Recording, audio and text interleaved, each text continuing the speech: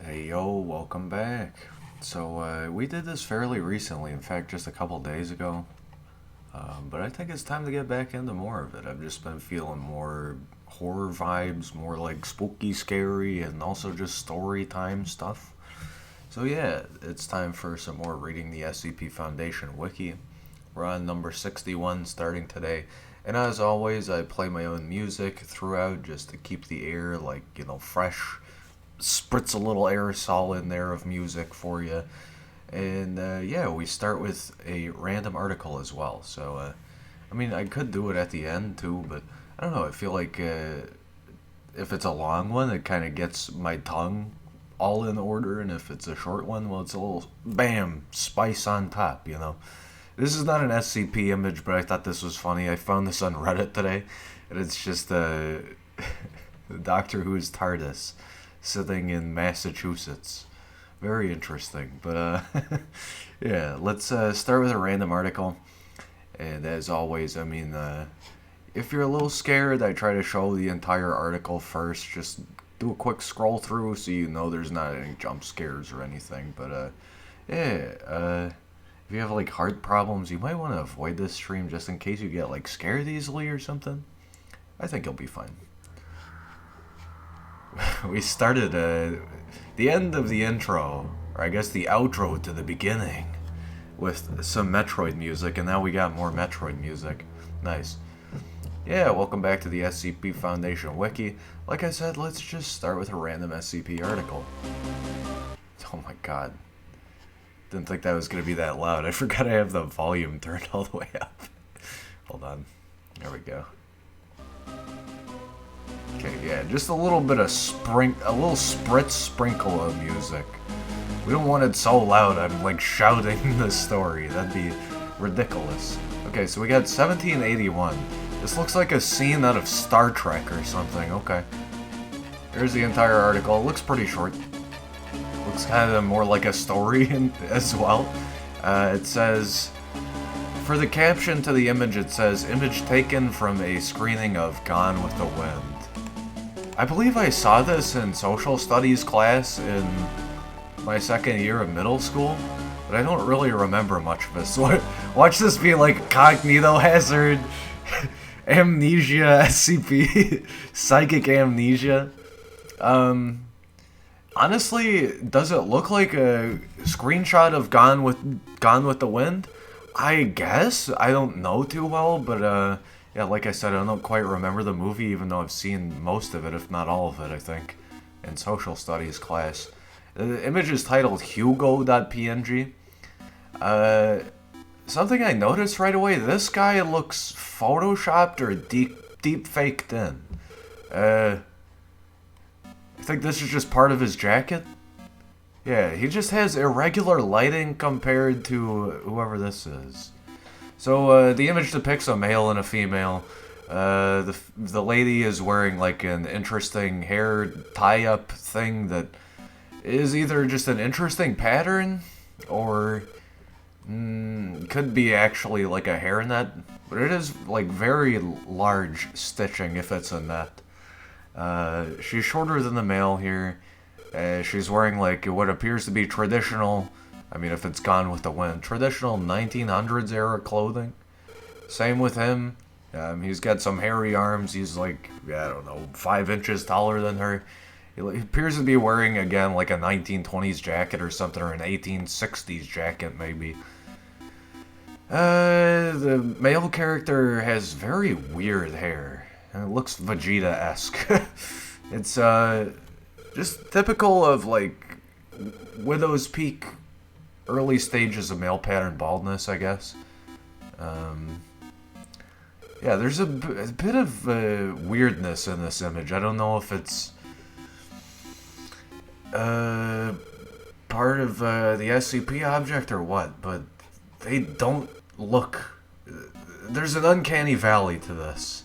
But yeah, the image depicts two people, a man and a woman. It appears to be either outside a hut or in an area of maybe a house in the early 1900s that has like an overhang area or something. We can see that because there's like a gigantic stone or wood pillar and what appears to be a very shoddy roof. In the distance, it just looks like Colorado mountains or something. I don't know. I have no clue where Gone with the Wind takes place. Okay, SCP-1781. Let's go ahead and read this. Okay, I'm picking up the phone. Item number 1781, Object Class Safe. Special containment procedures. The roadway leading to 1781 has been blocked off near State Road Double Blank. A perimeter fence has been constructed around 1781 and is to be patrolled nightly. Any individuals who breach the fence are to be contained, administered a Class A amnestic, and turned over to the blank police department. I like how these later articles, like, give you the amount of spaces that the blackout is discreetly, rather than giving you the smaller blackout text object, whatever the Unicode is for it. I'm still not gonna read ones this long, but yeah, it's neat. Maybe someone will transcribe this one day with AI and just make it count the blocks.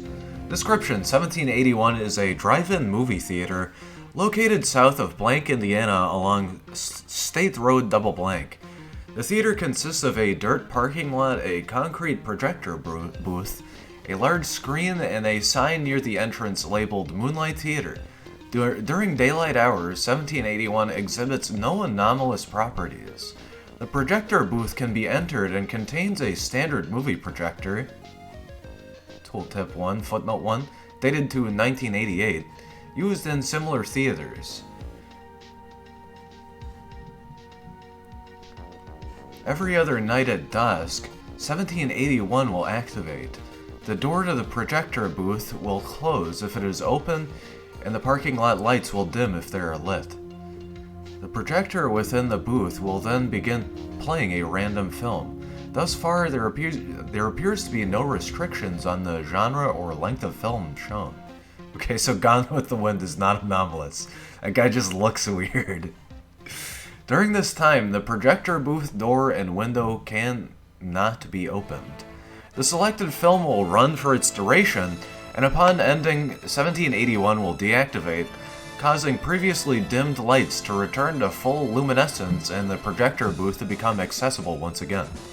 Individuals within the projection booth when 1781 activates seem to experience no passage of time during the film. Interesting. Temporal anomaly. While the time of film shown can widely vary, the single constant throughout all observed showings is the presence of an Australian/British film actor Hugo Weaving in some role previously filled by another actor, actress, or prop. What? He replaces them? Or... yeah, previously filled. Even describing a prop, so he's like a bush in the background in some movies. Often these inclusions are immediately recognizable, while in others the role may be very small. So, again, yes, this obvious Photoshop is definitely anomalous. Tooltip 2, Footnote 2. For example, during the screening of The King's Speech, it was initially thought that Hugo Weaving did not appear in the film. However, it was later observed that he had replaced a minor character in a large crowd shot. He's just on his way to act in every single fucking movie on the planet, huh? Notably, it has been verified that none of the films shown have ever cast Hugo Weaving in the roles he assumes during the screenings of 1781. Additionally, when he replaces a major character or his presence is otherwise obvious, no characters in the film will take notice of him, regardless of the capacity he is in. His inclusion may, however, cause discrepancies in the film from the original version. What? What? So it's like some alien gave Hugo Weaving his dream I wanna be in every movie randomizer booth, And then he got so creeped out by it that he like reported it to the SCP Foundation, first of all. Second of all, it's like, it's so broken that, okay, like we compare, it screens Star Wars, like the very first episode, you know, Luke Skywalker, Darth Vader, Star Wars 4. He's Luke, okay? Nobody notices, and then we like fast forward at some point, and the projection booth screens The Mandalorian. Spoilers, mute 5 seconds if you don't want Mandalorian spoilers. And we see Luke Skywalker again, but in this movie, he's replaced Baby Yoda or something. So it's like, you just see Mark Hamill version of Luke. And Baby Yoda for, what is this guy? Sean Weaver? Hugo Weaving? Baby Yoda, Hugo Weaving. Alright, I'm getting a little too hypers with this one, but that's fine. Documents 1781-1 and 1781-2. Two notes can be found pinned to a small bulletin board within the projection booth. If removed, they will reappear the next time the booth becomes accessible after a screening. The notes read as follows. I don't know what it is, and I don't care. I ran the numbers, and we get at least a 15% attendance boost whenever we show movies with this guy in it. Not only that, popcorn sales increase on average 22%. Yeah, like, Hugo Weaving superfans are going to this. And like, dude, check this out. He's in literally every movie. We've got to find a way to get him in every single goddamn film, I swear. Somebody needs to call one of those film students in Hollywood and get them on this. John, Alden got your letter. We can definitely work with that. Can't wait to get started. You'll know when we're done. A and F. This links to Hugo Hijinks. Nice. This author is based, because now we have a Hugo Hijinks offshoot of this. Oh boy. This might be like a special I gotta come back to. I don't think I'm gonna read it tonight though, to be fair. Observation logs. The following are records of observed screenings. Following are records of observed screenings of 1781. Personnel assigned to 1781 are reminded to list the date, film title, role taken by Hugo Weaving, and any variations from the original production, if applicable. Observation log 070814. Film title Bruce Almighty. We're gonna start with this one. 2003. Role taken God. Previously assumed by Morgan Freeman. Jesus. This guy, whoever wrote this, is a genius. Variations. No major variation apart from the role change. Hugo Weaving is technically God, huh? Praise be. Alright, you know where to send your prayers now. Observation log 071014. Film title X-Men 2000. Role taken Professor X's wheelchair. Variations. Hugo Weaving, wearing a silver jumpsuit inscribed with a large X, carries Patrick Stewart on his back as he crawls from place to place. During transit, Hugo Weaving is noticed making a soft whirring sound. Notably, scenes containing significant movement on the part of Patrick Stewart's character take considerably longer to play out. So not only is it like a casting variation, can just be like otherworldly levels of fucked, but on top of that, the entire scene is changed around it. This is a fucking epic SCP, I love this. Also, I gotta take note, I'm probably not gonna see the one for this one unless I remember to look at it, but the main SCP series entry log shows the official name for everything. So I've been skipping this, I totally could have been using official names for shit. Anyway, that stuff can come up later. Observation log 071214, film title Hercules, 1997. Role taken the Hydra. Variations. During the battle with the Hydra, Hercules cleaves off Hugo Weaving's head. It is quickly replaced with an additional two, however the second head appears to be Hugo Weaving in Red Skull makeup from his role in Captain America the First Avenger. As Hercules takes off additional heads, more appear resembling the different personas from different films Hugo Weaving has appeared in. So, confirmed, has anybody seen this movie? Because I haven't seen any Avengers or MCU stuff, except for like Doctor Strange and maybe like one of the Spider-Man movies. Hugo Weaving is, like, officially cast in this, yes? Aside from, like, the SCP entry? Well, that's weird. During the final sequence where the Hydra consumes Hercules, Hugo Weaving, now considerably more unwieldy under the weight of several heads, is seen stumbling over to Hercules attempting to eat him and, being unable to do so, resorting to chewing aggressively on his head. This continues for approximately 20 seconds, after which Hercules stabs Hugo Weaving in the stomach, killing him. Isn't this like animated film? This isn't like the live action film, right? What the fuck is going on? Observation log 071414, film title March of the Penguins 2005. Role taken a penguin egg. Fucking okay. This is just absurd at this point, but alright, I'll take it. Variations. During a sequence depicting Antarctic penguins laying eggs, one penguin in particular looks to be in considerable distress. The narrator, voice of Morgan Freeman, comments on this and the camera zooms on the penguin. The penguin rocks back and forth before falling over and struggles on the ground for a short time. A large group of the penguins then gathers around the other penguin, and the narrator comments about the cruel nature of life in the Antarctic. Finally, the penguin screeches, and a fully formed naked Hugo Weaving erupts from the bottom of the penguin. Hugo Weaving lays in the fetal position on the ice, as the narrator wonders about why this footage was included in the film, citing its graphic nature. So even in a third-party context, nay, even like four-dimensional context, the narrator is aware of the consequences of the Hugo Weaving multiversal anomaly. What the fuck? This is like, being John Malkovich levels of fucked up. The film continues afterwards, although occasionally both Hugo Weaving and the now deceased penguin can be seen in the distance. He's just living every moment, but it's only through film. It's so cursed. It's like, I think there's plenty of movies about this, the dude just stuck in the film universe. I think that's how Beautiful Joe starts as well. Nice. Good game. Rip Clover Studios. Observation log 062318, film title The Fifth Element, 1997, Lilu Dallas Multipass. Role taken Ruby Rod. Variation, Ruby Rod's initial outfit is zebra-striped instead of leopard-spotted. Hugo Weaving's delivery of the character is similar in all other aspects. So he just becomes Lilu Dallas Multipass. Is there a meme of this? Hugo Weaving Lilu Dallas?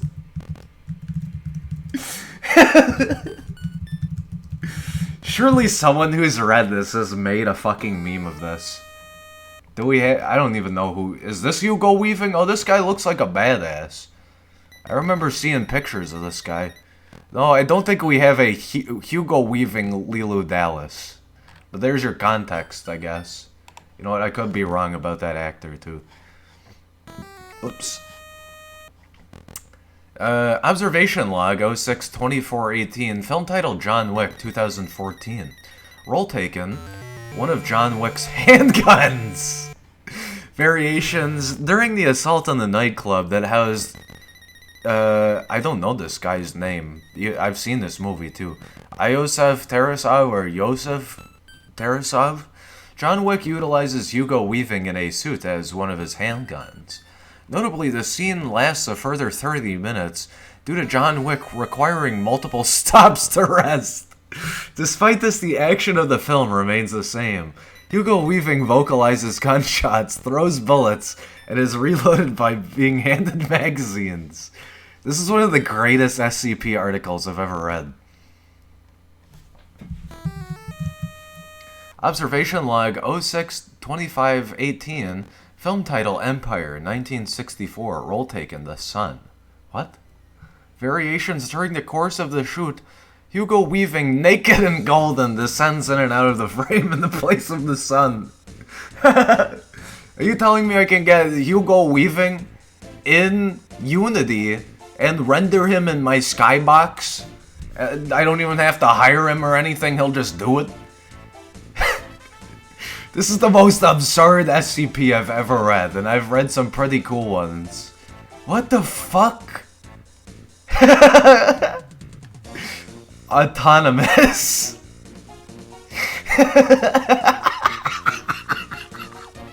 This is Hugo Weaving's stand. He just appears in any fucking picture and on demand. Alright, here's 061. We're continuing through sequential now. No image. SCP-061, item number 061, object class safe, special containment procedures. The source code for 061 is to be kept on a standard archival quality read-only data compact disc CD-ROM. 4 copies of the CD-ROM with the source code are to be stored in separate maximum security inanimate object lockers. Except for purpose of approved experimentation, 061 is not to be loaded, compiled, or run. Research proposals for 061 require written approval from Site Command. Only 1 copy of the CD-ROM containing the source code for 061 may be used at a time. The CD-ROM is to be returned to storage immediately after having been used to load the source code for 061 to a device. 061 must never be loaded, compiled, or run on any device which has a connection to the internet, either directly or via another device. 061 must never be loaded, compiled, or run on any device which is physically capable of wireless connectivity, regardless of whether that connectivity is in use. For purposes of approved experimentation, 061 may be loaded, compiled, and run on a LAN consisting of no more than 3 devices plus peripherals. So local area network. No devices are to be disconnected from the LAN during experimentation. Following the conclusion of experimentation, all devices within this LAN are to be immediately reformatted. Audio output peripherals for this LAN are to be contained within an observation chamber surrounded with noise-canceling vacuum insulation. In the event of a perimeter breach by hostiles during 061 experimentation, all devices within the LAN are to be immediately destroyed.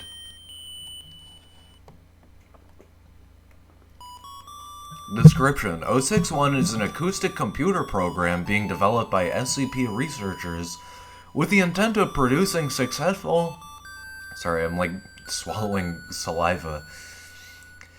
SCP researchers with the intent of producing successful countermeasures to similar programs being developed by governments and individuals around the world. Governments links to SCP-5050, and individuals links to 4833. So here's governments, 5050, and here's individuals, 4833.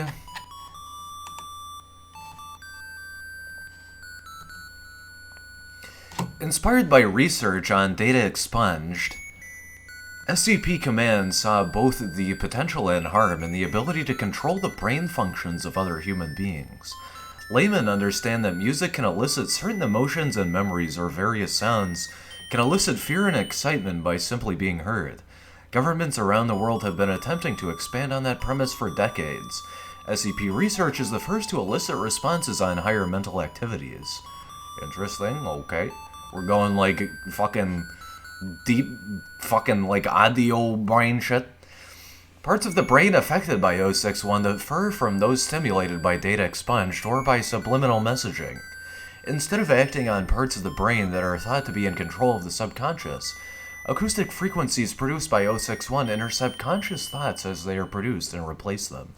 Holy fuck, okay, like psychic cognitohazard audio-based. Instead of a suggestion, the human hearing center bisects the conscious thinking mind of the frontal lobe with the motor control cortical homunculus of the brain.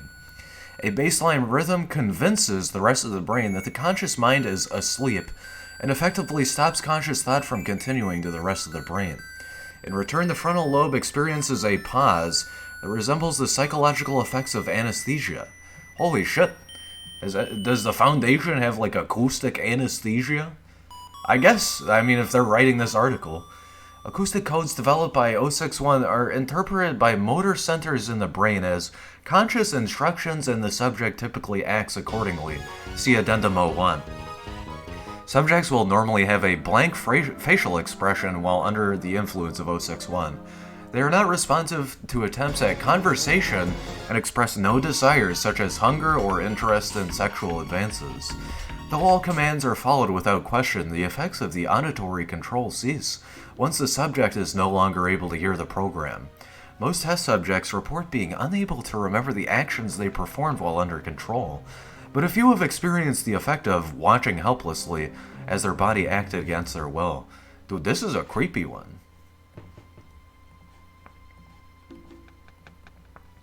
Despite its shortcomings, 061 represents a promising development in the creation of counter-anomalous phenomenon.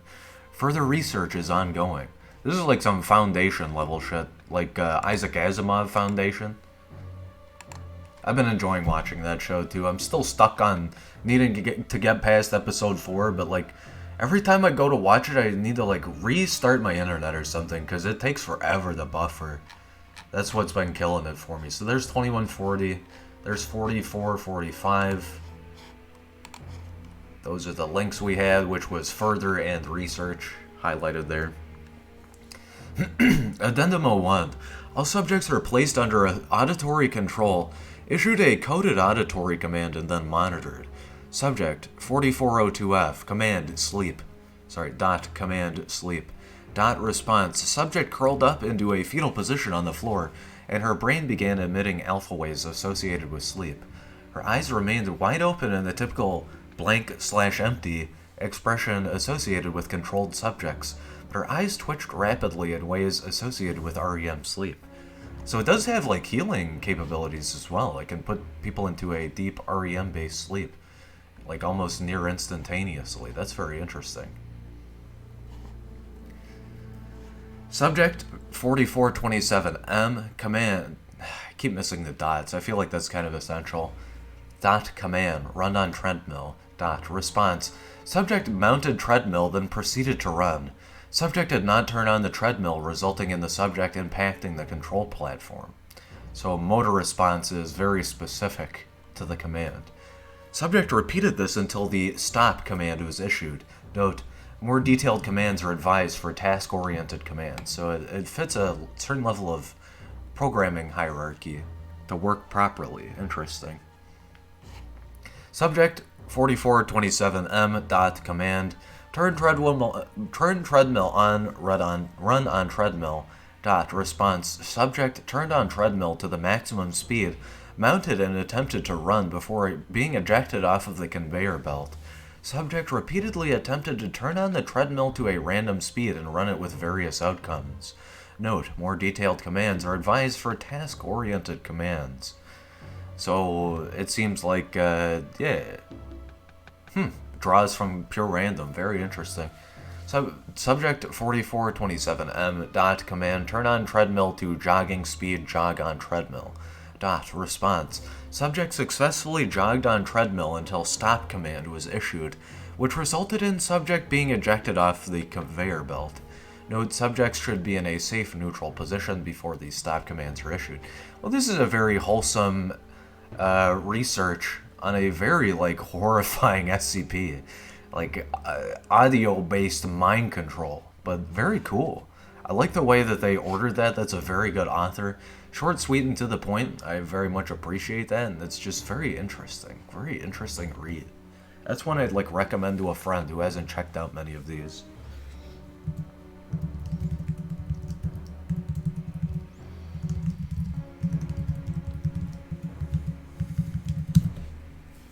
Okay, 062. Here's the page. Again, very short. We might read something else if this is a short one tonight. Item number 062, Object Class Euclid, Special Containment Procedures. 062 is stored in a dedicated containment cell at Site Double Blank under clean room conditions. Any experimentation on 062 must receive prior permission from at least 2 level 3 personnel, and must only be performed with independent power sources. and must only be performed with independent power sources. 062 must never be attached to an external network, and all data extracted from 062 is to be stored on external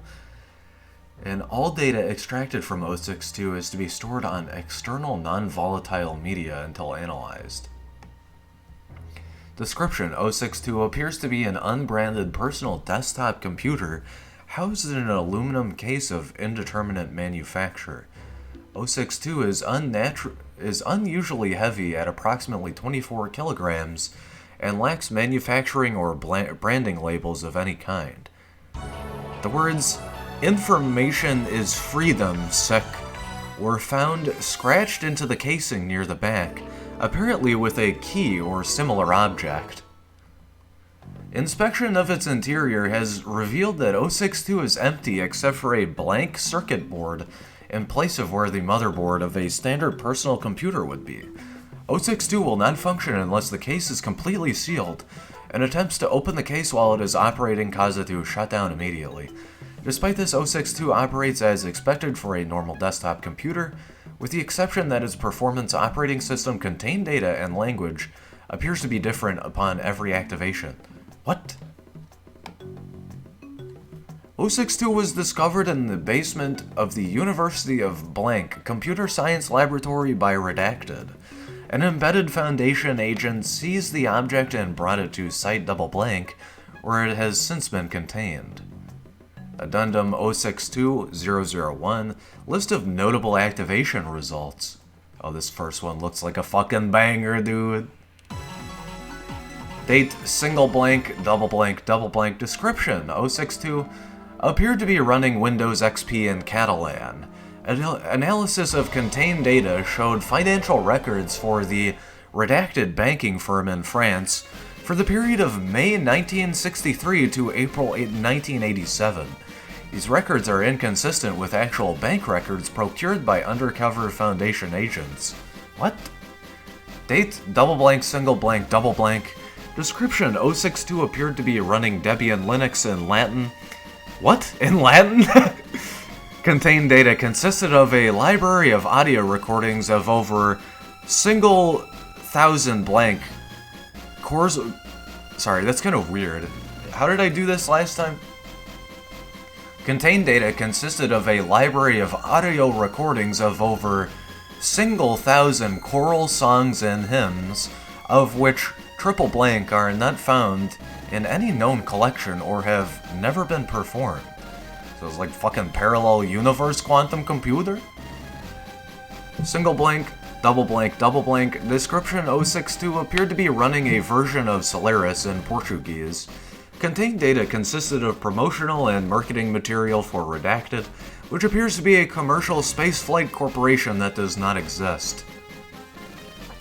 Date, single blank, double blank, double blank. Description: oh, I'm sorry, I read the same one there. Date, double blank, double blank, double blank. Description: 062 appeared to be running an unknown operating system visually similar to OS2, with an unknown language later identified to have strong similarities to that of the Voynich manuscript? Attempts at deciphering the contained data are ongoing. What? This would be perfect for the Voynich manuscript. It's the key to it. If you have no context on this, this is like one of the biggest unsolved mysteries of all time, and it's one of the coolest things ever. It's a manual of flora, fauna, and language that is like proto-linguistic. It has its own case, and also everything drawn in it has very like anomalous roots to actual biology. Like some stuff makes absolutely no fucking sense considering current physics.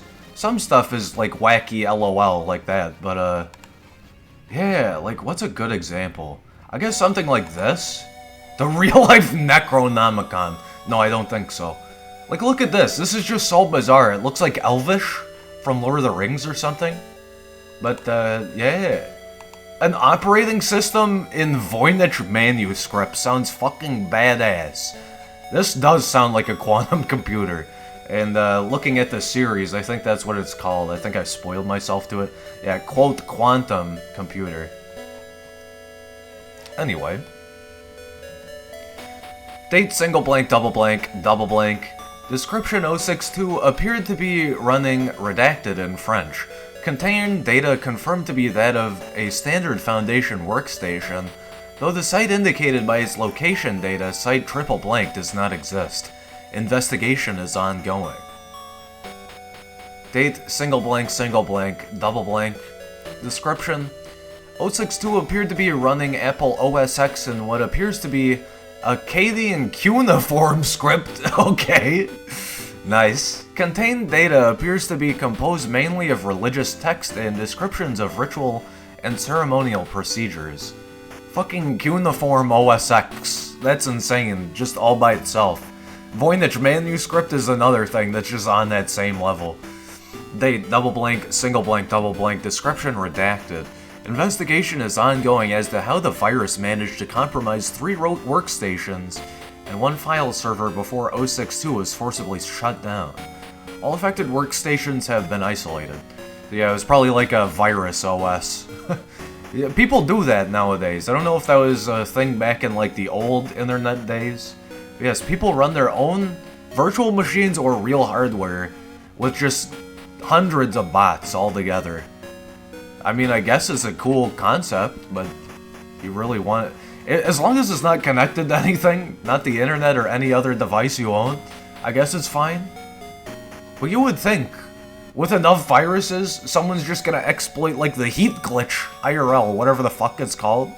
Air gapping. Somebody's gonna do that with enough viruses on your offline machine, force the drivers to work, use like a WAN or whatever, and just like send virus to your phone, bro.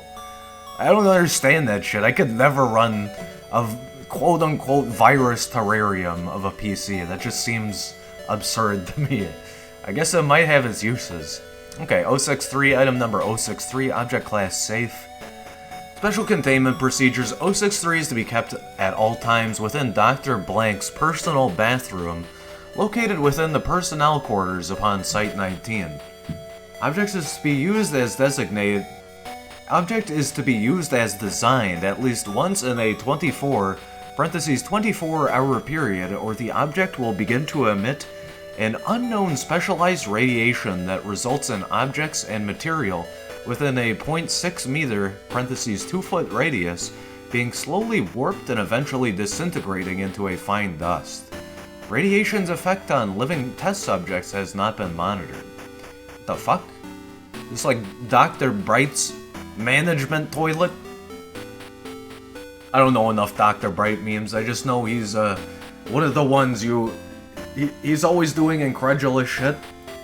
So he's gotta be one of the ones you stunt on, that you meme on all the time. I don't know. It's like it's like Toho. I don't know any characters or any lore, but I know LOL Reimu Funny XD. Miko, poor Miko, get money, LOL. Okay. Description. 063 appears to be an average pale blue toothbrush. Stenciled along the side of the object are the words, "The world's best..." Stenciled along the side of the object are the words, "The world's best toothbrush, sick."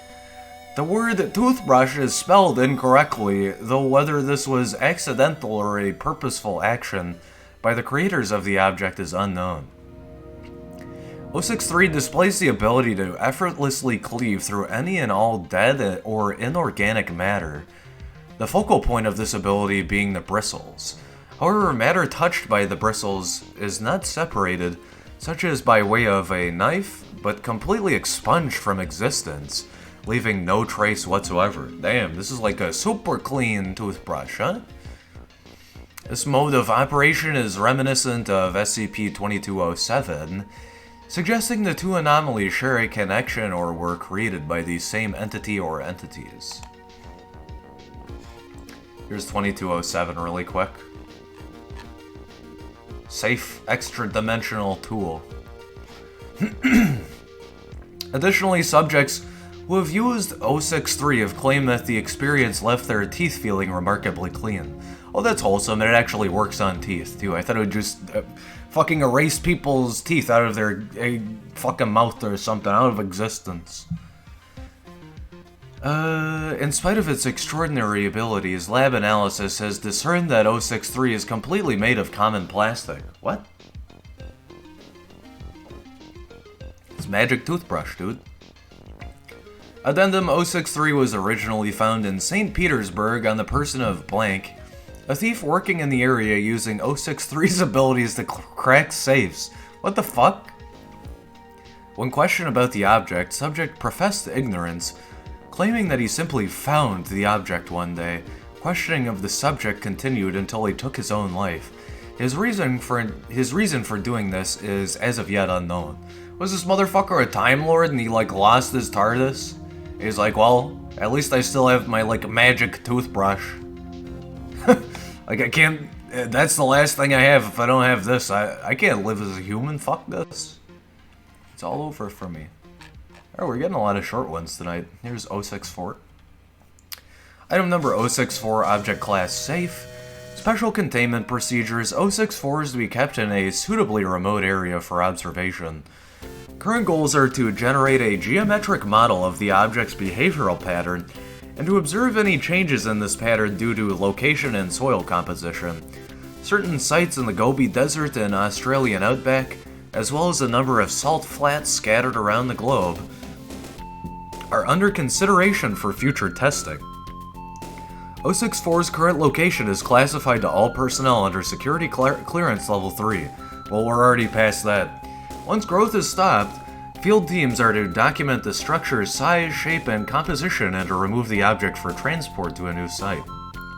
Description: 064 is a light brown earthenware brick, composed primarily of silicon oxides and some organic matter. The object weighs 1.6 kilograms and measures some 10 centimeters by 6 centimeters by 20 centimeters. Its surface is smooth and flat with some minor cosmetic chips. By and large, the object is visually similar to most solid bricks used in construction. When left laying on a flat expanse of soft earth, 064 will begin to multiply through an unknown mechanism. Dude, it's the freest patio you'll ever get! Close observation reveals the appearance of an irregular lattice of silicon fibers in the shape of the original object, which then fills and solidifies with a soil-based mixture until it attains the power of mass. Until it attains the proper mass. The power of mass. This process may be similar to mycelial propagation in fungi, with microscopic root structures mining minerals from soil in the immediate vicinity. Hey, this is, again, TARDIS Time Lord reference. This is TARDIS ARS. It uses fungus technology to propagate interior design. Under optimal conditions, soil composition at roughly 90% silicon dioxide, SiO2, it takes approximately 70 minutes for one complete brick to appear. Okay, it takes a while. Given a large expanse of Earth to work with, 064 produces a highly complex but theoretically stable, freestanding brick structure, including floors and ceilings. Past observations indicate that the structure could attain the height of a 12-pointed star over 10 kilometers in diameter and of considerable height. However, this is speculative as growth stops permanently once the structure contacts a significant obstacle, observed to include any solid object over 10 kilograms in mass. This literally just sounds like a TARDIS seed. Like, it'll grow to whatever height you want it, but then once it hits something, it grows interdimensionally instead.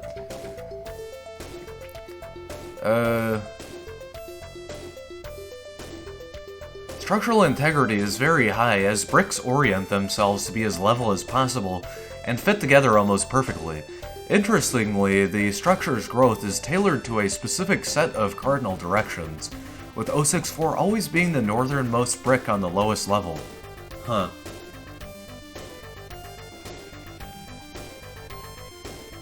O64 must be attached for growth to occur.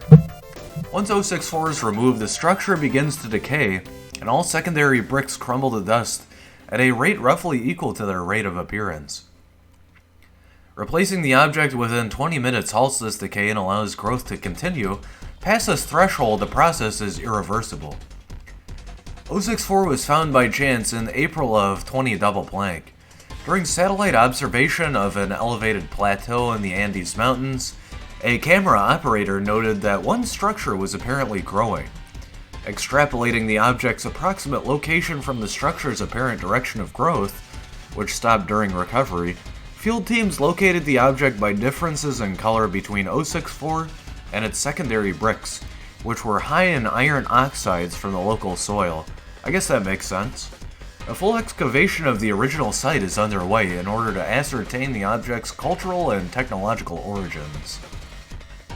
This just gave me a thought really quick.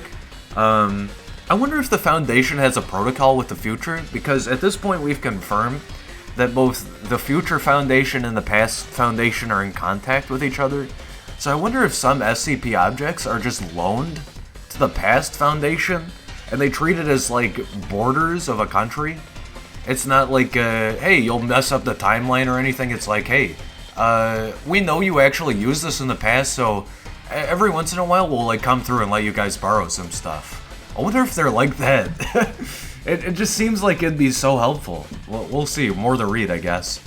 Alright, there's the article for 065. Item number 065. Object class Euclid. Special containment procedures. As 065 cannot be moved, it has been contained on site, and Site double blank has been established around it. Site double blank has been marked as a government research facility off limits to civilians, and unauthorized individuals attempting to gain access to the area are to be detained, questioned, and administered a Class A amnestic if deemed necessary by site security. An area 17 meters in radius around the center of 065 has been designated the Red Zone. Personnel may not enter the Red Zone of 065 at any time, and experimentation with 065 may only be performed with prior approval from at least two Level 3 senior research staff. Personnel at high risk of cancer must not be assigned to Site double blank, and all Site double blank personnel must undergo mandatory monthly physical evaluations, including cancer screenings. Description: 065 is a spherical region of space approximately 12 meters in radius, located on a farm near Redacted. 065 was formed by the destruction of an anomalous artifact on site by the Global Occult Coalition on double blank single blank double blank. Immediately following this initial event, the radius of 065 was estimated to have initially expanded to 108 meters in radius, resulting in the deaths of 11 GOC operatives and 5 civilians. Since containment by the Foundation, the effective radius of 065 is shrunk to and remains stable at its current size. Sounds like a hungry black hole. You can feed it something and it'll rage mode grow, but if you don't keep feeding it, it just goes to like a stable hibernation condition or something. 065 causes abnormal transfiguration of any living organism within its area of effect.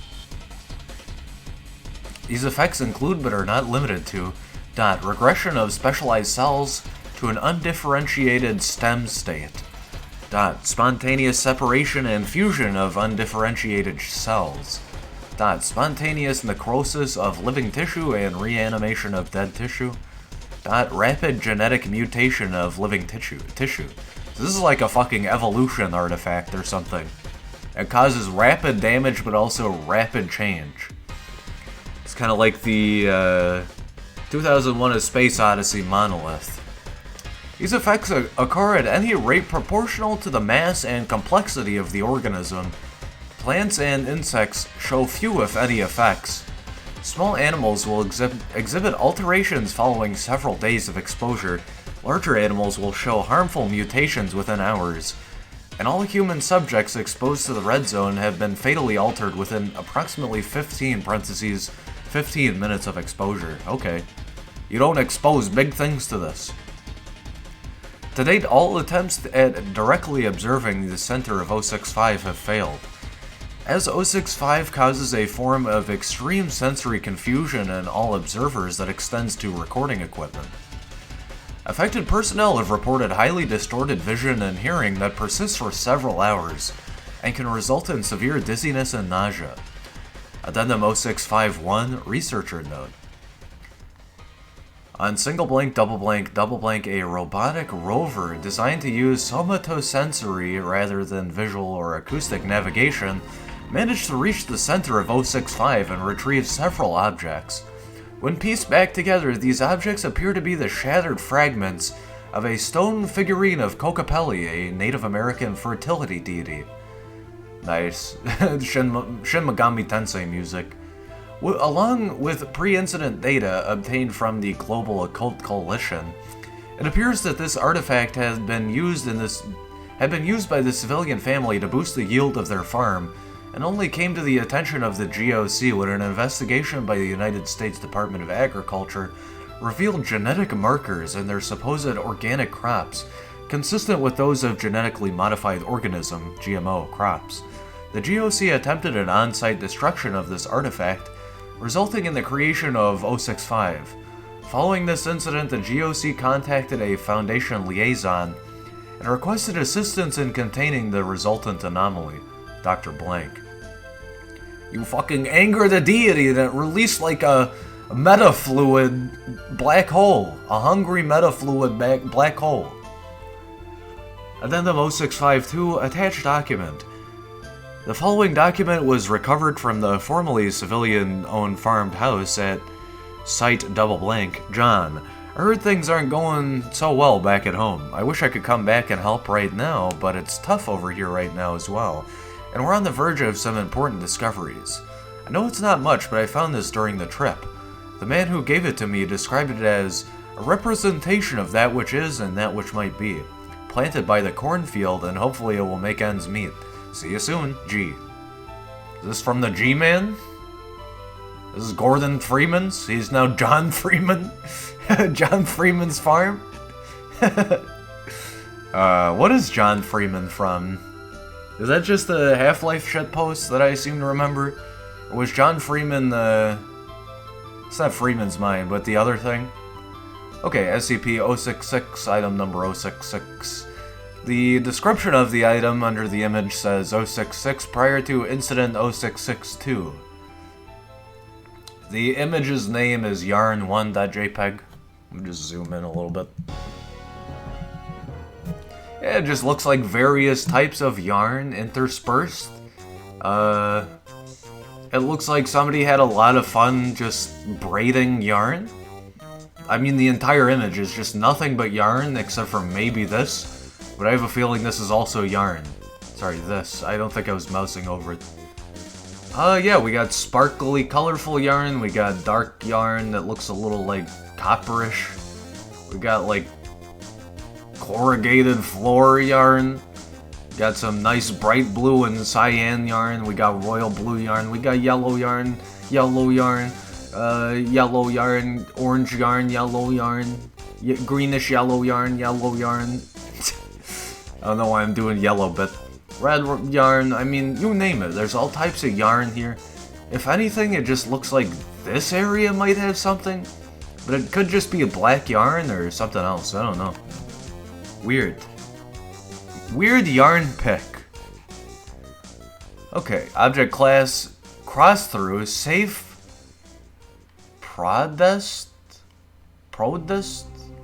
safe prodest, object class, strike through, safe prodest, unstrike through, Euclid impetus. Special containment procedures.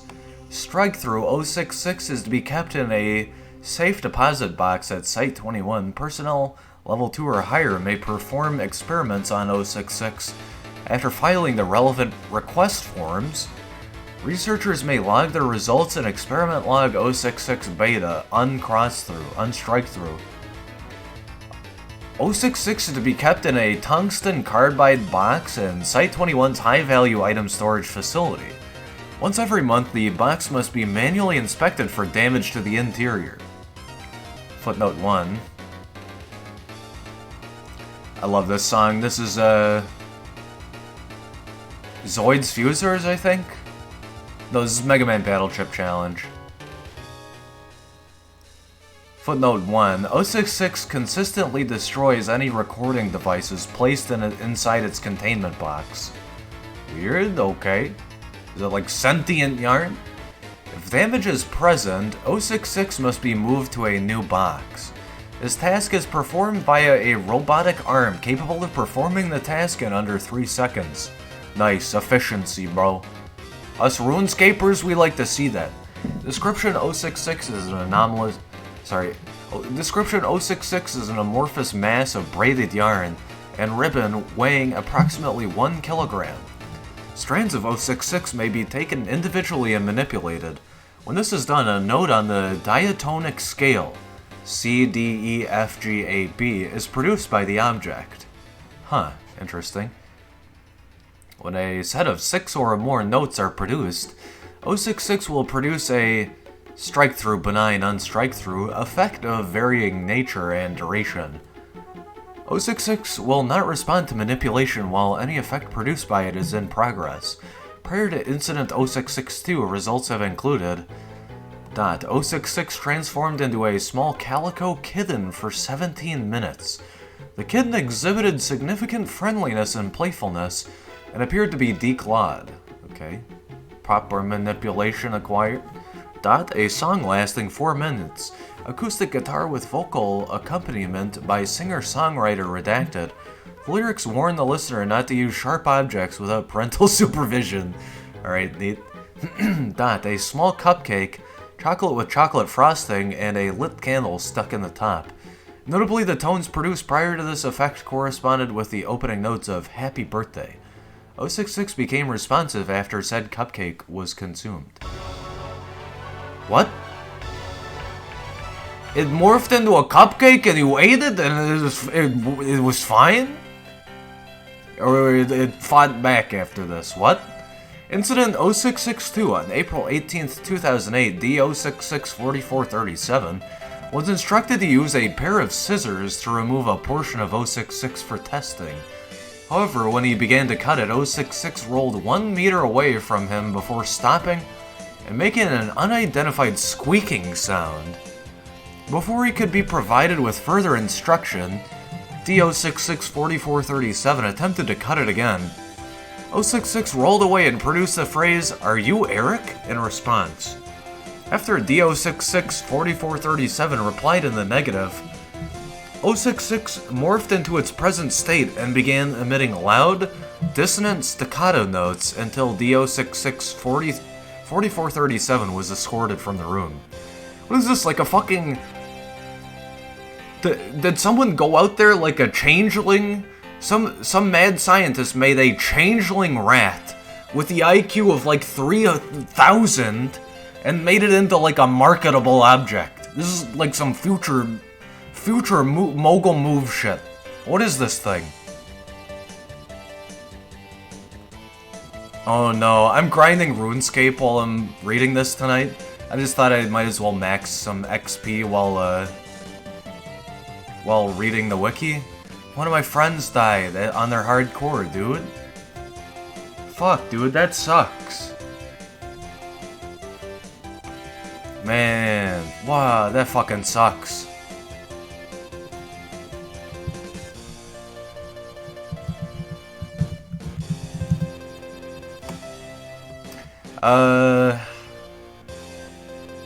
After Incident 0662, 066 began to exhibit behavior highly inconsistent with its previous properties.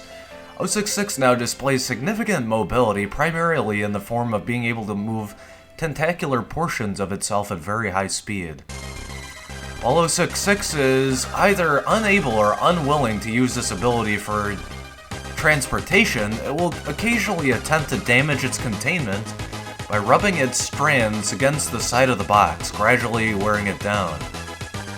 The process appears to be unusually effective for the materials in consideration. Additionally, 066 will automatically produce notes and effects in the presence of any human, regardless of whether that human interacts with 066. This process takes a minimum of 6 seconds.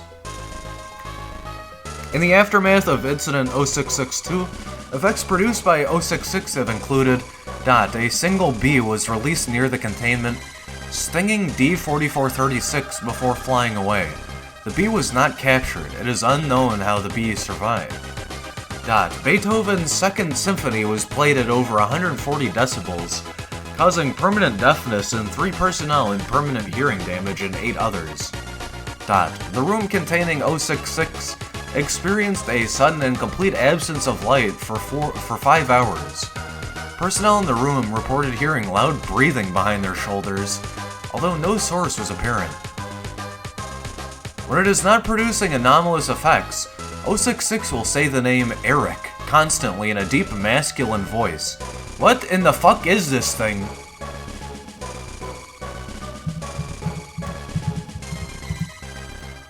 That's just weird. This thing's weird. Feels like a weird engineer's science project that just got too sentient. Now it's like a feral animal. This is how you get chronivores. Just give it 100 years and it'll start devouring time and the universe at the same time. Fucking chronivores. Cool concept, but goddamn, they eat everything. They eat your time.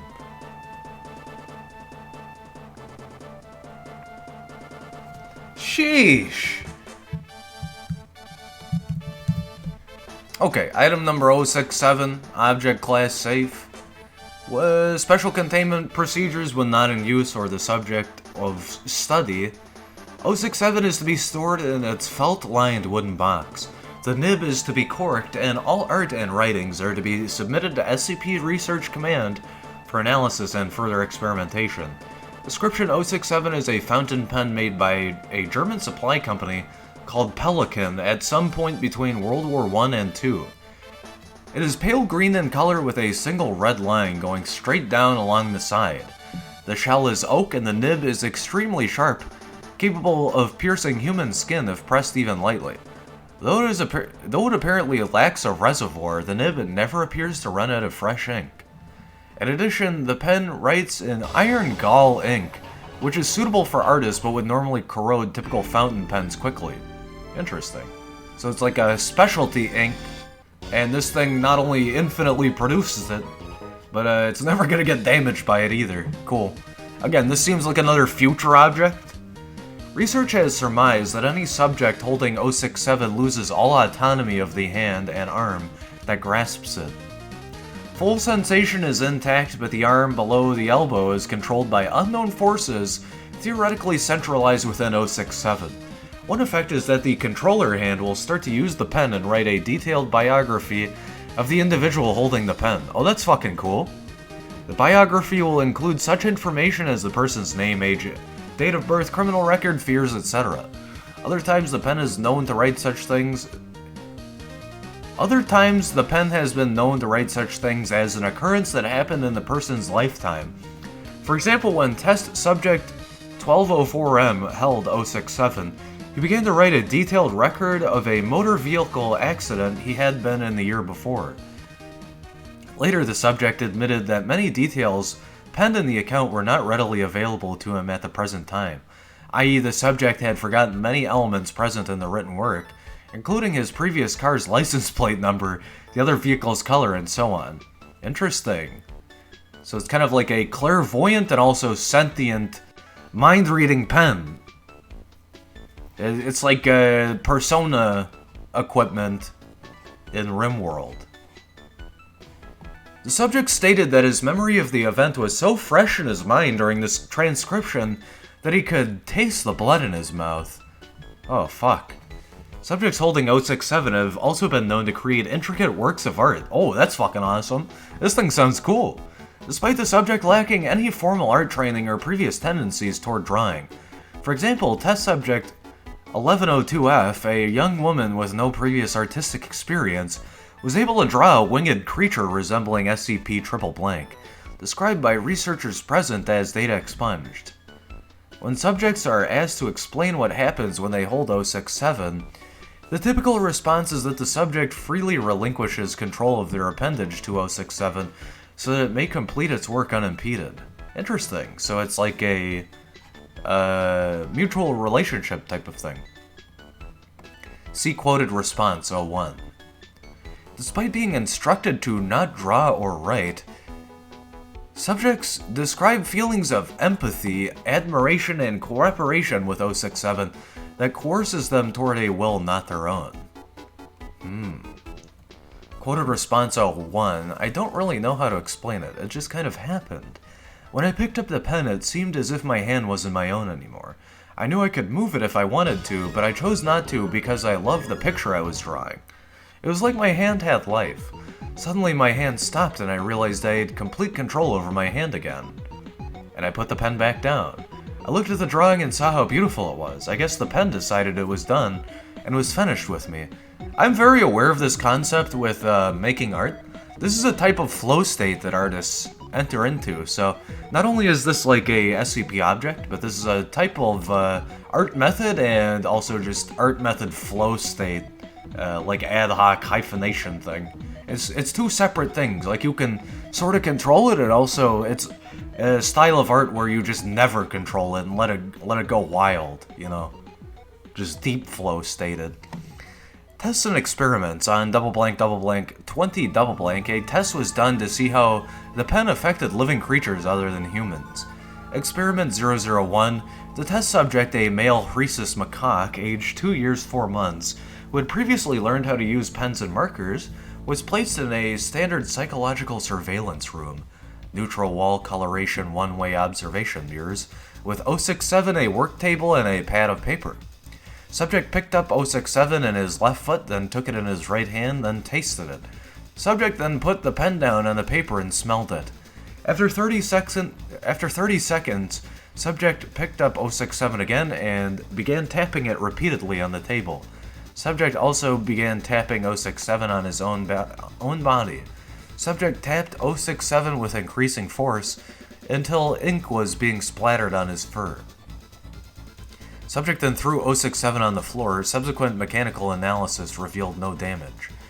At this point, subject tore a page from the pad of paper and began rubbing it on the ink in his fur. This continued for 3 minutes, after which subject clutched the page in his teeth and leaped from over the work table onto the ledge of the observation mirror with such force that the table was knocked over. Subject began smearing the ink from the paper onto the observation mirror while making repeated vocalizations. Subsequent analysis revealed that 50% of vocalizations were consistent with the typical distress vocalizations of the rhesus macaque, and 50% were unfamiliar. After 6 minutes of smearing ink on the observation mirror, subject began tearing at the page with his teeth and claws, but dropped it before destroying more than 20% of the paper. Subject then collapsed on the floor, breathing rapidly and repeating the unfamiliar atypical vocalizations. Subject's handler reports that once removed from psychological surveillance room, subject's mood improved rapidly. Subject was closely observed for 2 months following the experiment, but did not repeat the atypical vocalizations. The sheet of paper was filed away and data expunged. That is a very weird story. I'm not sure how I feel about that. Is it a type of evolution? Did the monkey somewhat evolve with that? Or was it, like, did the ink on the paper greatly affect it? Or was it just kind of not even an adverse effect, just nothing, really? Okay, there's the page for 068. Item number 068, Object Class Safe, Special Containment Procedures. 068 is to be kept away from any metals in an electrically resistant box, preferably made of polytetrafluoroethylene, Teflon, and rubber. Said box is to be stored in Security Locker 26 at Site 11. I'm just like getting ahead of myself. Did I even say Special Containment Procedures? Item number 068, Object Class Safe, Special Containment Procedures. Said box is to be stored in Security Locker 26 at Site 11. Key is to be kept with Dr. Blank. Any requests for testing are to be redirected to him. And the caption for the image says SCP-068 in its dormant state. Here's the image. It appears to just be like a... not paperclip, but maybe Bobby pin shaped? Many bobby pins shaped in the general visage of like a stick human. It's a stick person made out of bobby pins, it looks like, but I could be wrong. The photo is very blurry. Or maybe this is actually how the object is represented, how it looks. Perhaps this is the only way it's able to be photographed, I'm not sure, but it looks like a stick figure, and it appears to be made of some type of metal. It's kind of a little either unprofessionally fashioned, or the lighting's doing a trick. It just looks a little bent. But the legs and arms, aside from the other appendages, look somewhat wavy, similar to maybe like a butterfly knife design, and they sort of bow outward as well. So it's possible that this is some entirely different metal that I'm looking at, if it is metal. And again, like a ring representing a head and a stick through the center representing, you know, the torso or whatever. It has a shadow, and it's just on a grayish surface. The metal is gray, leading into silver and black. Alright, let's continue with this. Description: 068 is a wire stick figure 9.8 centimeters tall, made of an unknown metal. The figure is composed of a single wire looping back to the center. The wire itself appears to have been bent numerous times in multiple places.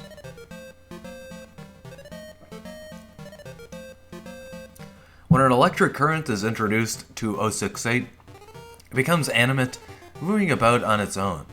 068's joints are where a normal human being's would be. Once activated, 068 begins the search for any metallic material. Once metal has been found, 068 will begin to knead it and pull a thin strip of metal off.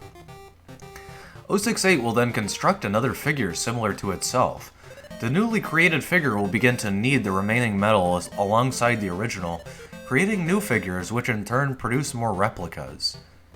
This thing sounds like an endgame scenario. It's going to turn into gray goo. 068 will move on to its next stage after one or two requirements are met. The first is when there are no more metals in range with enough mass to produce another figure. The other is when an upper limit of 102 replicas are created. Was this a Type 102 TARDIS? Is this Compassion? Civitada? Laura Tobin? About the Doctor Who 8th Doctor up in here. When either of these events occur, all figures will converge at one location and begin forming themselves into as big a figure as possible. With a maximum of 102 minifigures, the resulting figure reaches 2 meters in height. 068 situates itself in the intersection of the torso, arms, and head. Gamma, beta, and theta waves begin emanating from 068 after this union. 068 will then begin to search for metals again, attempting to create more figures only scaled up to whatever size 068 is currently at. What the fuck? These replicas do not emanate brainwaves like 068 does. If 068 is not at the maximum size limit after this, it will continue to create and add more figures to itself until the limit is reached. How do you contain this fucking thing? Is it beneficial? It just sounds like gray goo but with more steps.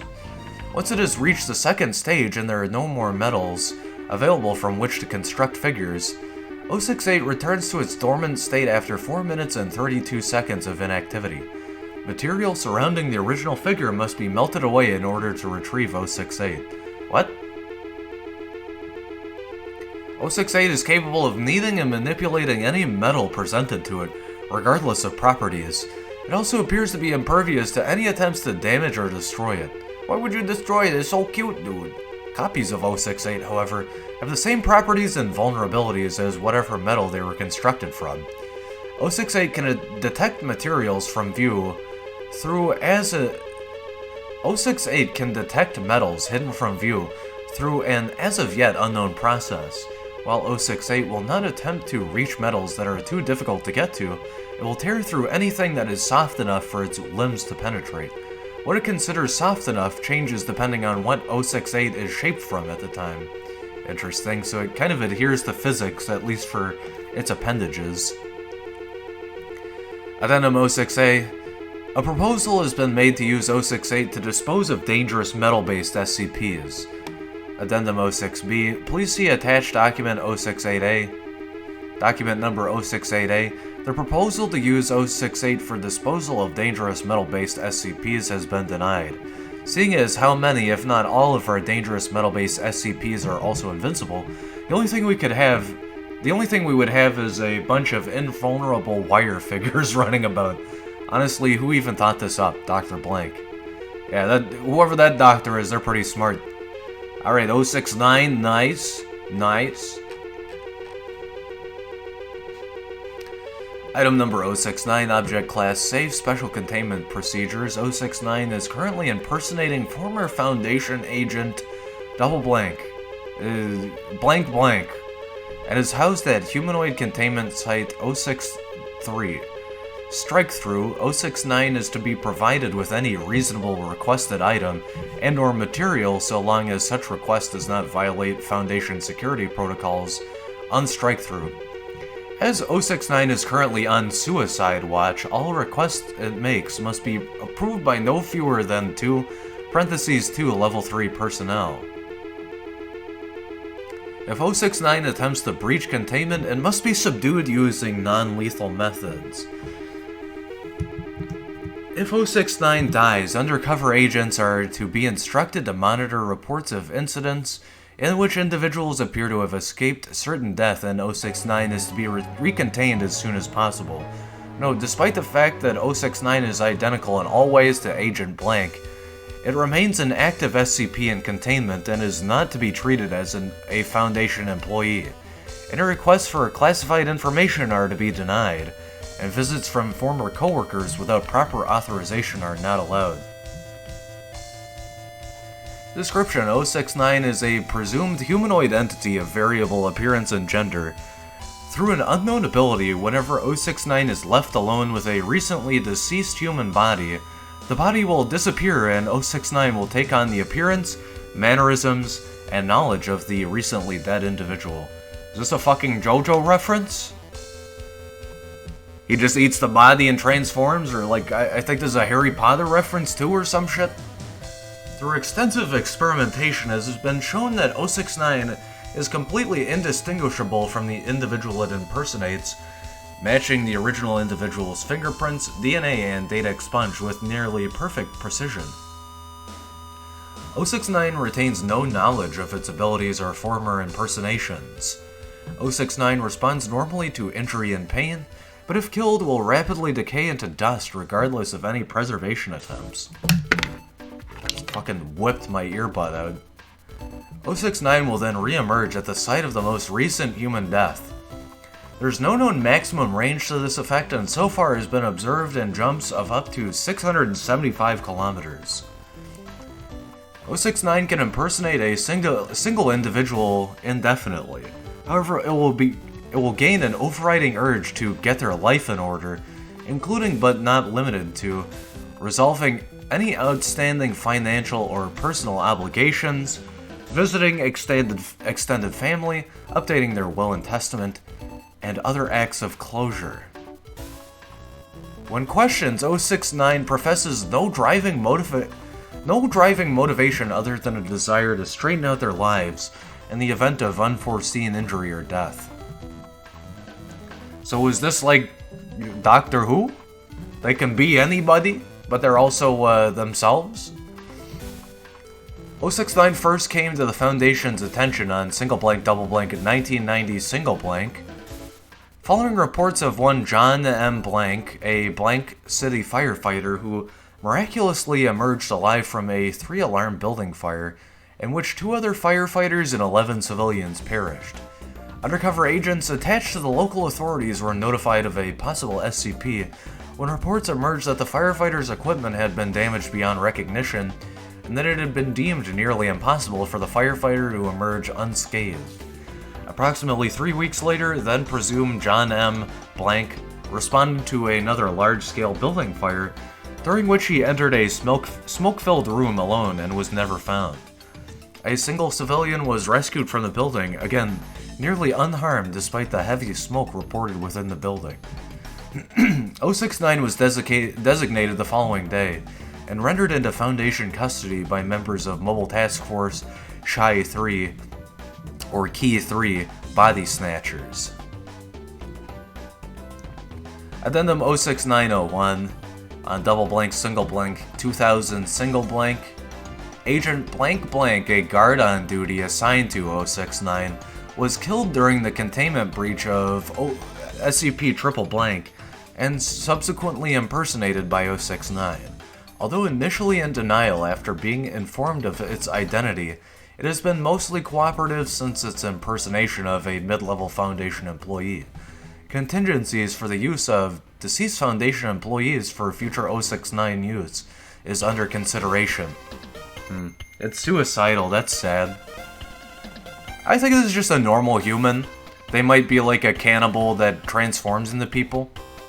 Kind of like The Stand or whatever it was. Maybe it was Yu Yu Hakusho I saw it in, I don't remember. Seems like a normal person though, with just a very weird ability. Addendum 06902 on double blank 2000 single blank. 069 attempted to commit suicide after a junior researcher accidentally informed it that the family of Agent Blank had been told that Agent Blank was dead, and of their subsequent reactions.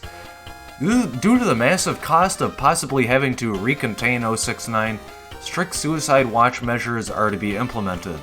Plans to use other deceased Foundation employees as possible impersonation targets for 069 have been suspended.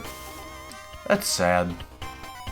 It could have been this SCP could have been an asset to the Foundation, but the fact that they care enough to at least contain it safely like this is fine. I'm confused though, maybe it just obtains intel because the tag says telepathic? Maybe it gains the memories of the past form that it has consumed and taken place for? Maybe it doesn't remember?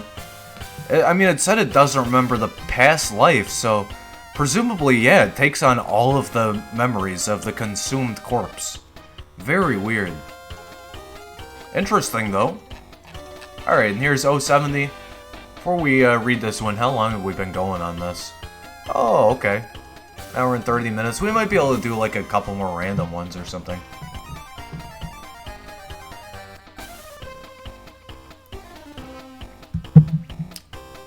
Item number 70. Object class safe. Special containment procedure 70 is to be kept within a 10 meter by 10 meter reinforced concrete room. It is to be guarded and remotely monitored at all times. This room must always be well stocked with non-perishable food and water. See document 70IC for a complete inventory of these items, as well as basic amenities for humanoid SCPs. Security personnel assigned to 070 are to carry sticky foam guns in addition to standard armaments. Structural integrity of 70's containment room is to be checked twice daily. In case of excessive structural damage, SCP-70 is to be incapacitated and relocated to a nearby backup containment room as described above. If a reinforced concrete room of sufficient strength is not available, 70 may be temporarily contained in a cell of stronger material until another concrete room can be prepared. 70 is to be given sedatives and painkillers on request, but no more than maximum dosages determined by Dr. Dumont. Personnel who enter 70's containment room for any reason must be unarmed and should wear puncture-resistant body armor. Armed guards must remain outside and out of sight of 70. In case of containment breach due to somnambulism, security personnel are to alert site administration, place food and water in the apparent path of 70, and maintain a clear zone of 25 meters around 70. In any other case of containment breach or if SCP-70 becomes violent during somnambulism, personnel are authorized to incapacitate 70 using sticky foam. Care must be taken to avoid smothering 70, because 70 reflexively responds violently to injury or attack. Security personnel should refrain from using lethal force or otherwise injuring 70 if at all possible. Description: 70 appears to be a human male of Native American descent, with a normal appearance save for a pair of rusty metal wings emerging from his back. Each wing is composed of several flat iron bars, about 6 cm wide, connected end to end by rotating rivets to form an articulated length of metal over 2 meters long. Hanging from these bars are chains of various lengths, 22 on each wing, each tipped with a barbed arrowhead. 70 appears to have no other anomalous properties besides these wings. The wings of 70 appear to act independently of the person they are attached to, and 70 has stated repeatedly that it has no control over them. However, when damage has been done to the wings, 70 has shown signs of physiological distress, including sweating, reduced blood flow to face, and screaming in pain. The wings have been observed to fold and expand, shoot out and whip its chains at high speed, both individually and collectively, and anchor its arrowheads into concrete, wood, and like materials.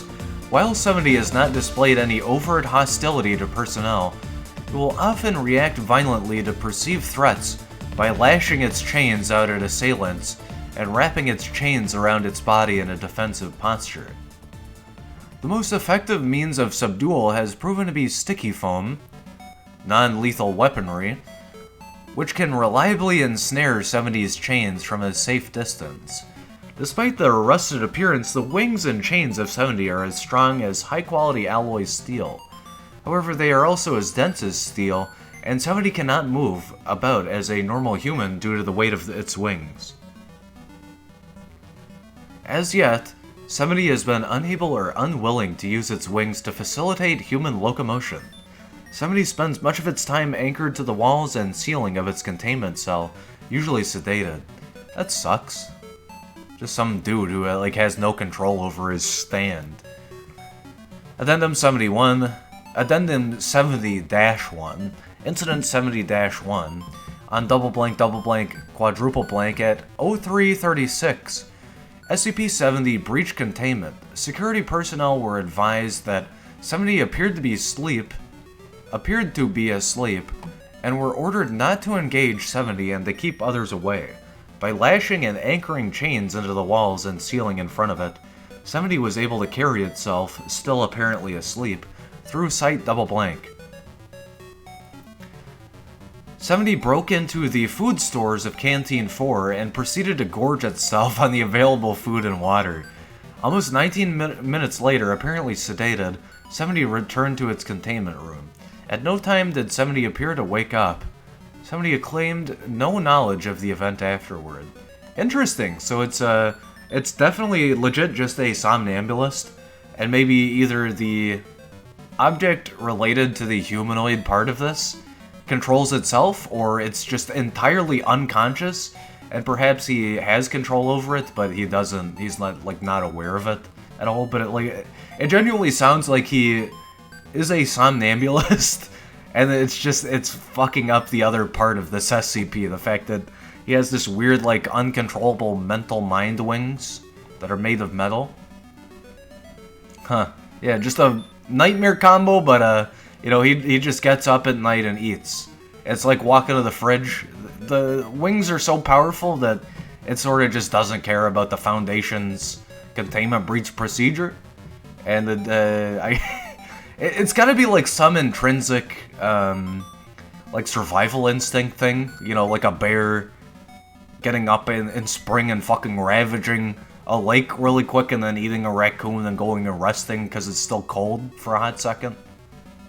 Very interesting. Interviews, Addendum 070-2, personal background. Interviews have revealed that 70 is named blank blank and is capable of reciting the correct social security number for a U.S. citizen of the same name and age. 70 claims to be a member of the Kiowa tribe and data expunged. 70 claims to not know how the wings came to be, only remembering waking up in a scrapyard with them after taking a lot of peyote the night before. Damn, okay. So, we have some really deep, Native American, I guess, connections here, and I guess the peyote took him on such a trip that it gave him an SCP, Or it turned him into one. Interesting.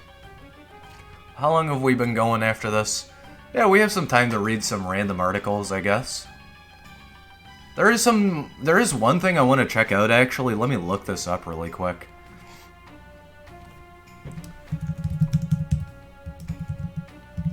Because this isn't one of the first things I saw at all. But this is something I want to check out as maybe part of like a structured random, you know? We'll check out another random after this. But this one is really good, and this is actually what got me back into SCP Foundation.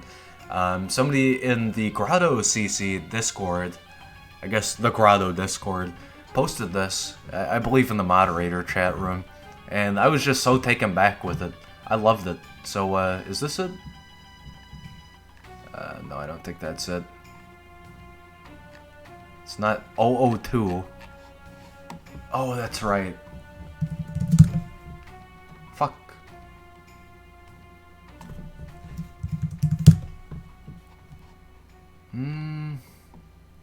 Is it 3,000? I'll find it in a second, hold on.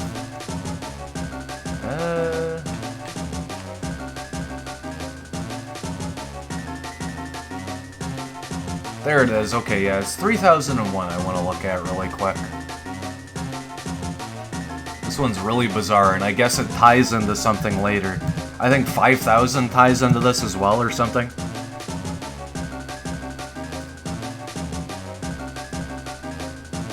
Okay. Here's SCP-3001. I've been wanting to read this one for you guys, and it's gonna take a while to even get to it, so we have some spare time tonight. We might as well read this one. It's a really good one, too. 3001, item number 3001, object class Euclid. Special containment procedures to prevent further accidental entries into 3001. All Foundation reality-bending technology will be upgraded/modified with multiple newly developed safeguards to prevent Class C broken entry wormhole creation. While knowledge of 3001 is available to personnel of any level, should they wish to learn about it, research and experimentation with 3001 and its associated technology is strictly limited to personnel of level 3 and above, with special clearance designation granted from sites 120, 121, 124, and 133.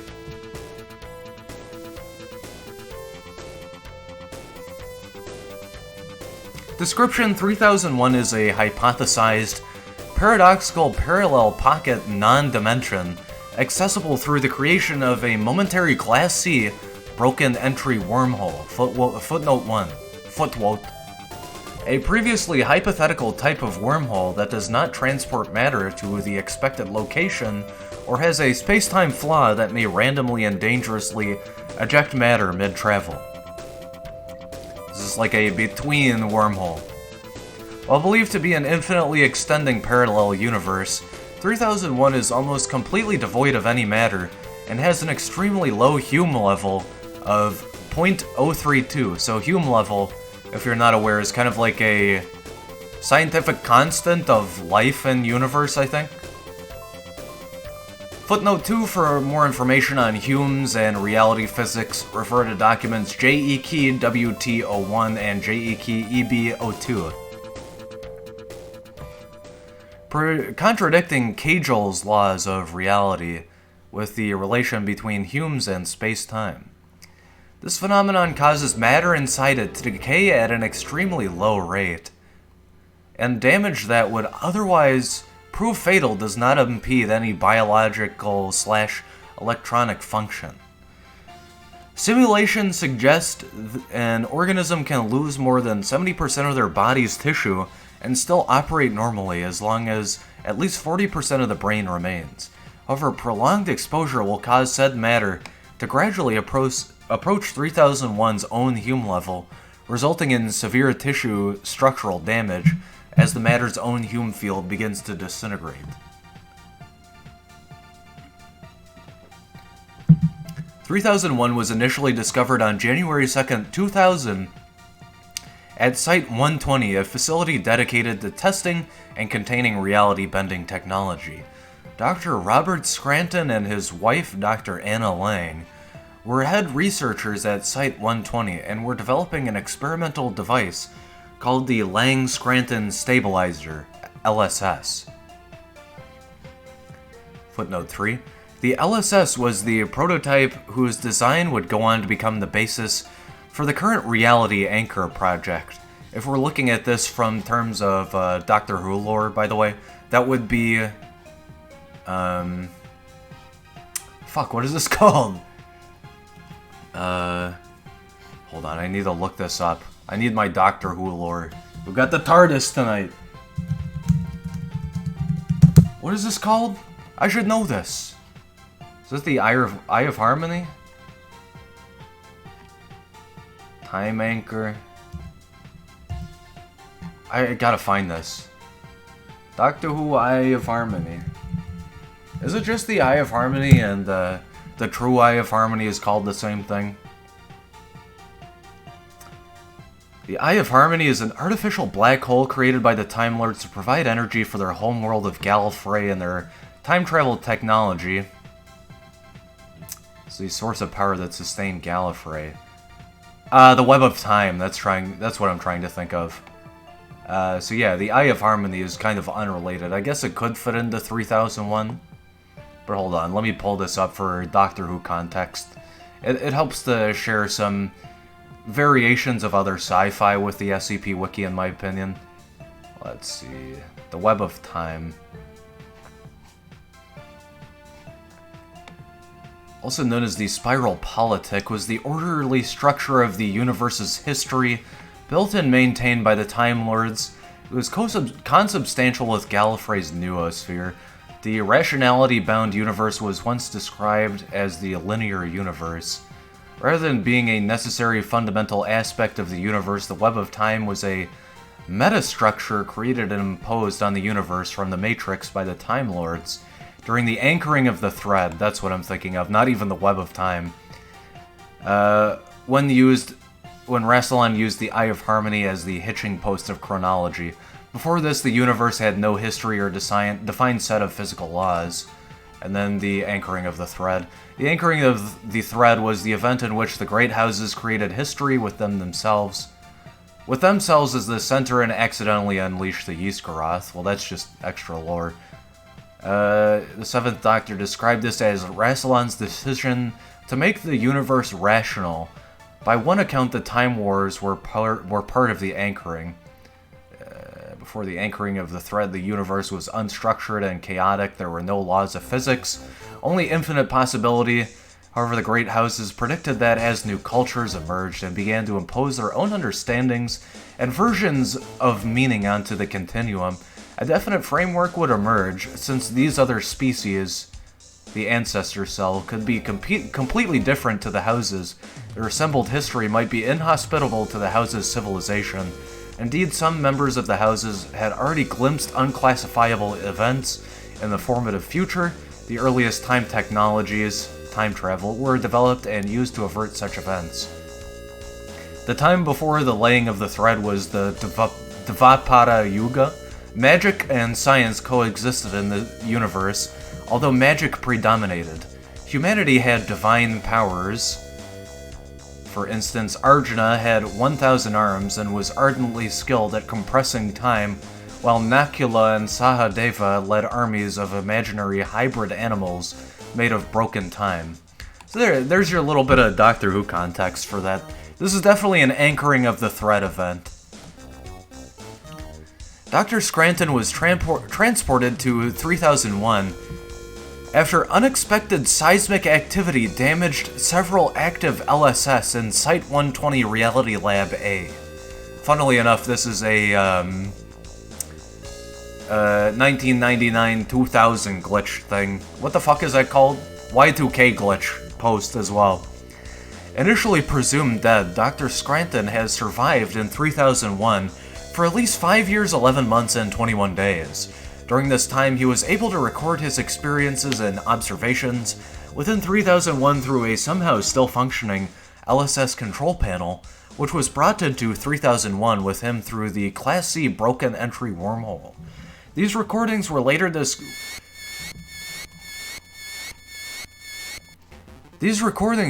recovered upon the panel's sudden return, an unexpected side effect from testing improved reality-bending technology. These logs are the basis of 3001's study. Despite new technologies being developed, retrieval and reintegration of Dr. Scranton has been unsuccessful. His current physical and mental states, if he is still alive, are unknown.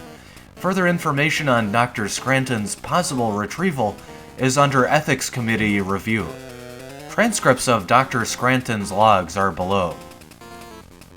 Access file Scranton 3001 log section 1.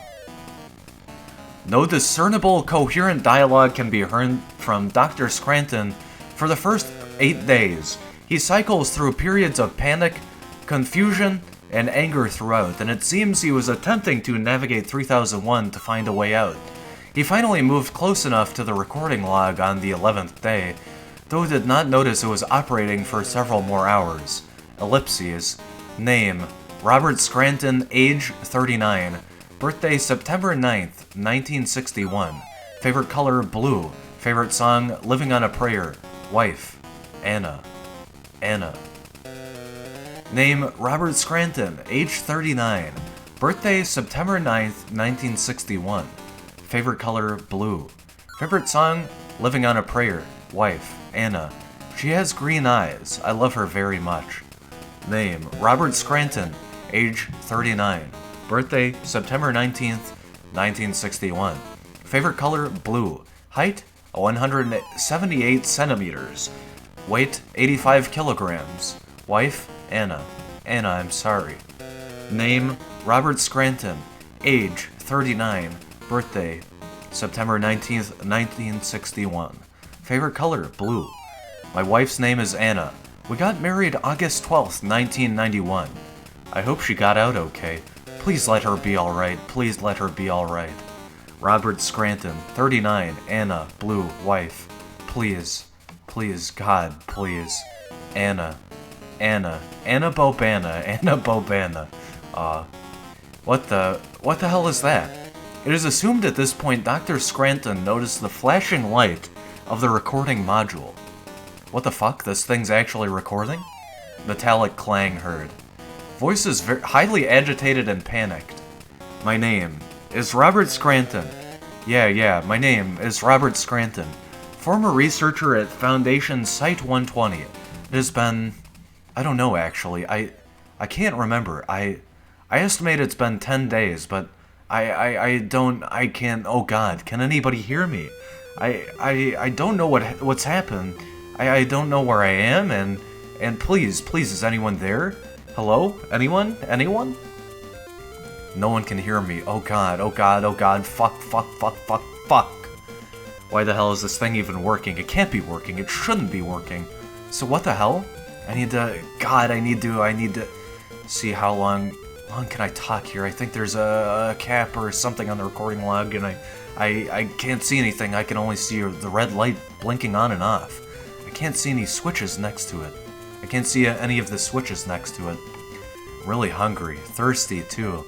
I think I should be dead from dehydration by now, but I don't know. Hi, little red light. Can you talk to me? Can you talk to Anna for me? Hello? I found the controls. 2 weeks, 3 days, 47 hours, and 58 minutes. 2 weeks, 3 days, 47 hours, and 58 minutes. 2 weeks, 3 days, 7 hours, and 58 minutes. 2 weeks, 3 days, 7 hours, and 58 minutes. Oh, Jesus. Error with playback, error with playback, error with playback. Wherever the hell I am, I'm pretty sure now that I don't need to eat to stay alive. It hurts a lot, but at this point I don't think I'm gonna die. So I'm gonna take my time, I guess. Maybe some sort of miracle will happen and I'll get out. Keep dreaming, Robert. Yeah, I'm tired. I'm gonna sleep. 3 weeks, 4 days, 19 hours. I have a picture of Anna in my pocket. I almost forgot. Little red light. Let me see her face, please. Just a little bit. I just want to see her a bit. Hi, Anna. I'm still here. I'm coming back, okay? 2 months, 4 days, 3 hours. Hi, Robert here. Yeah, I haven't really recorded much to hear in the past few weeks.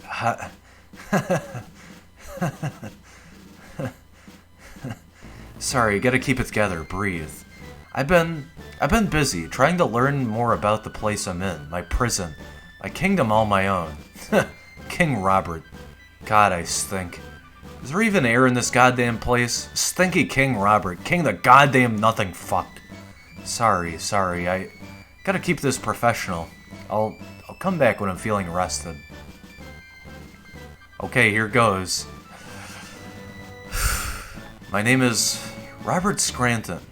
I'm a former head researcher of Site 120, a Foundation facility dedicated to studying various reality-bending SCPs, for the purpose of developing more advanced countermeasures towards such threats.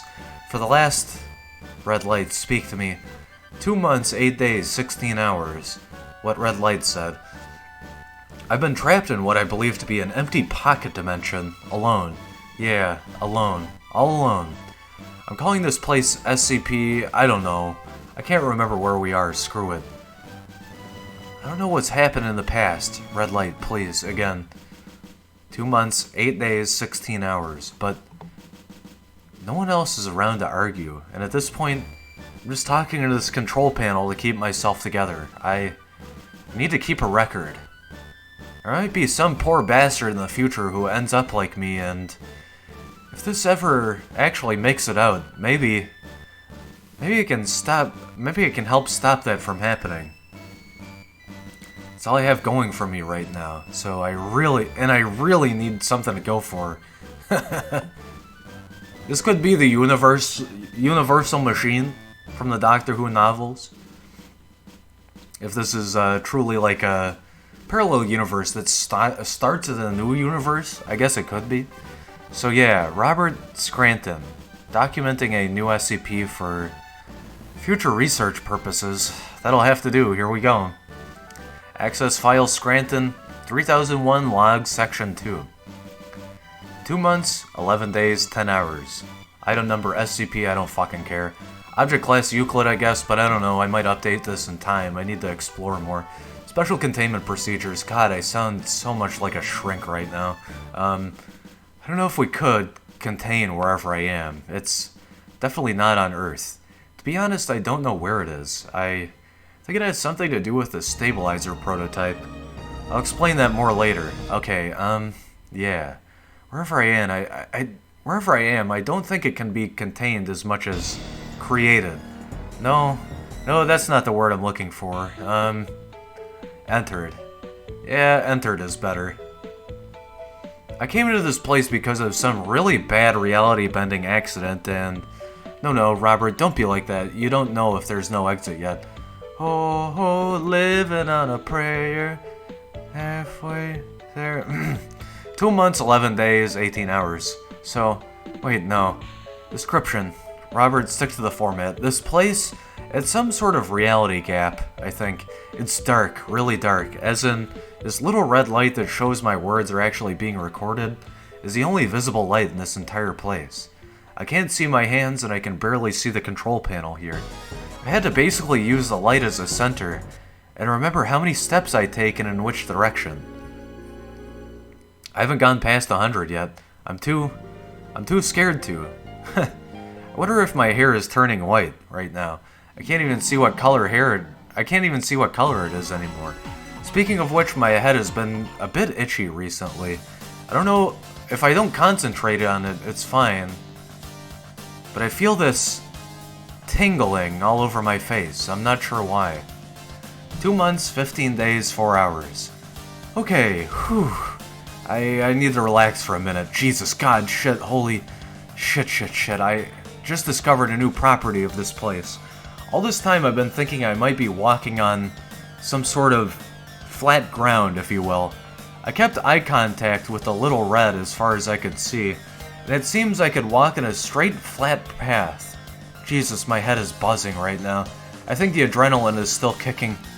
But if my hypothesis is correct, and this really is some sort of reality void, then there shouldn't be anything to walk on. Now that I think about it, the whole time I've been in here, it's felt like I'm walking, but I'm also swimming through something. And this something is thick and form-fitting. It has this pressure, which I know isn't the correct term, but goddammit, this place makes no damn sense. I'm doing my best to understand it, okay?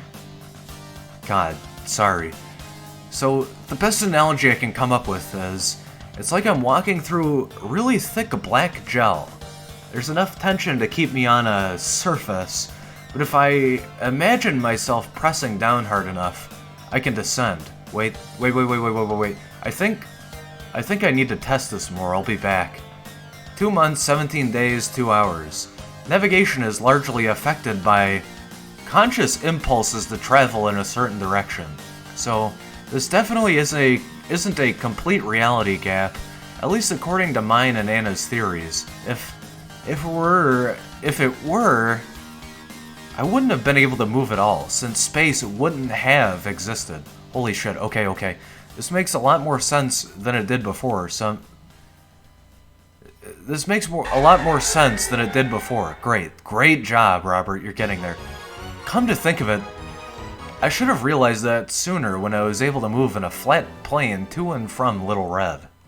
This is almost like again, just using common fiction, this is almost like the realm of the prophets in Deep Space Nine, except the realm of the prophets, the emissary as well as the denizens were able to sort of view each other.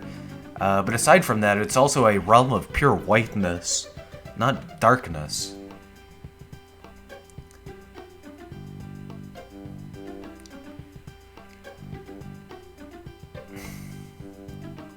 It also explains why I'm not dead from dehydration or hunger yet. Time barely passes in here.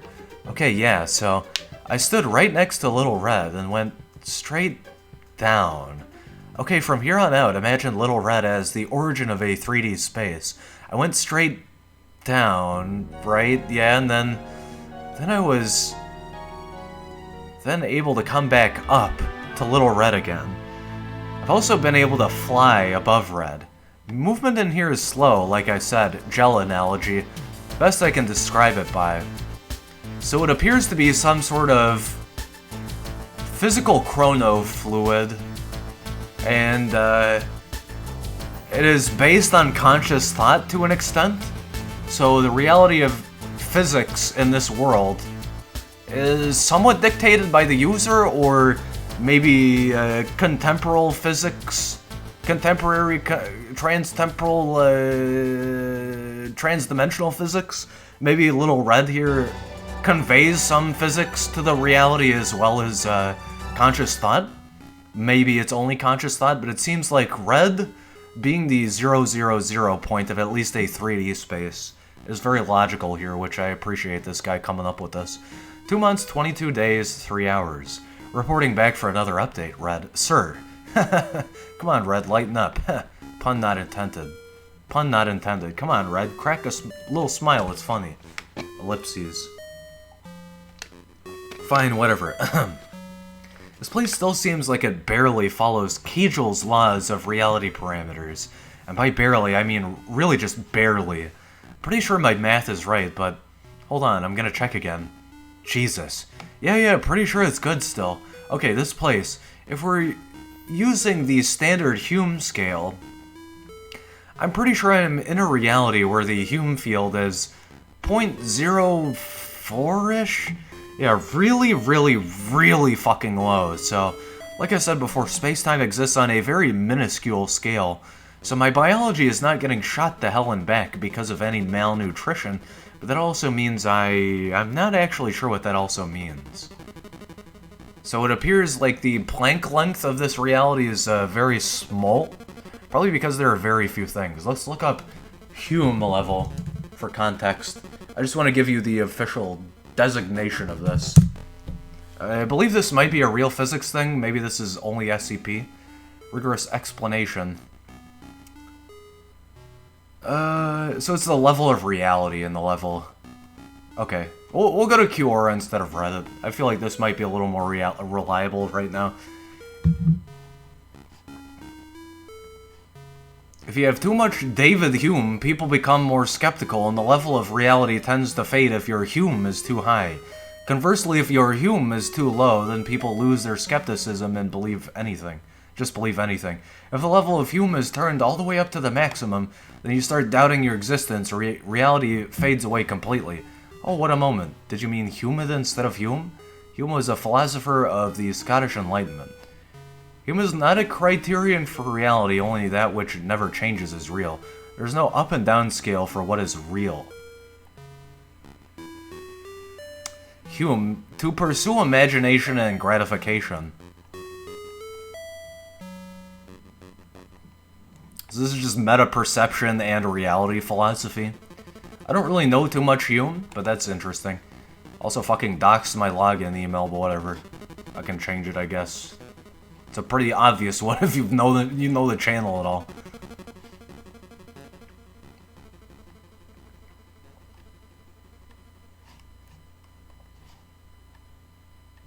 Ellipses. Adding on from the last entry, I'm not sure how my biology will react in such a low Hume concentration, actually.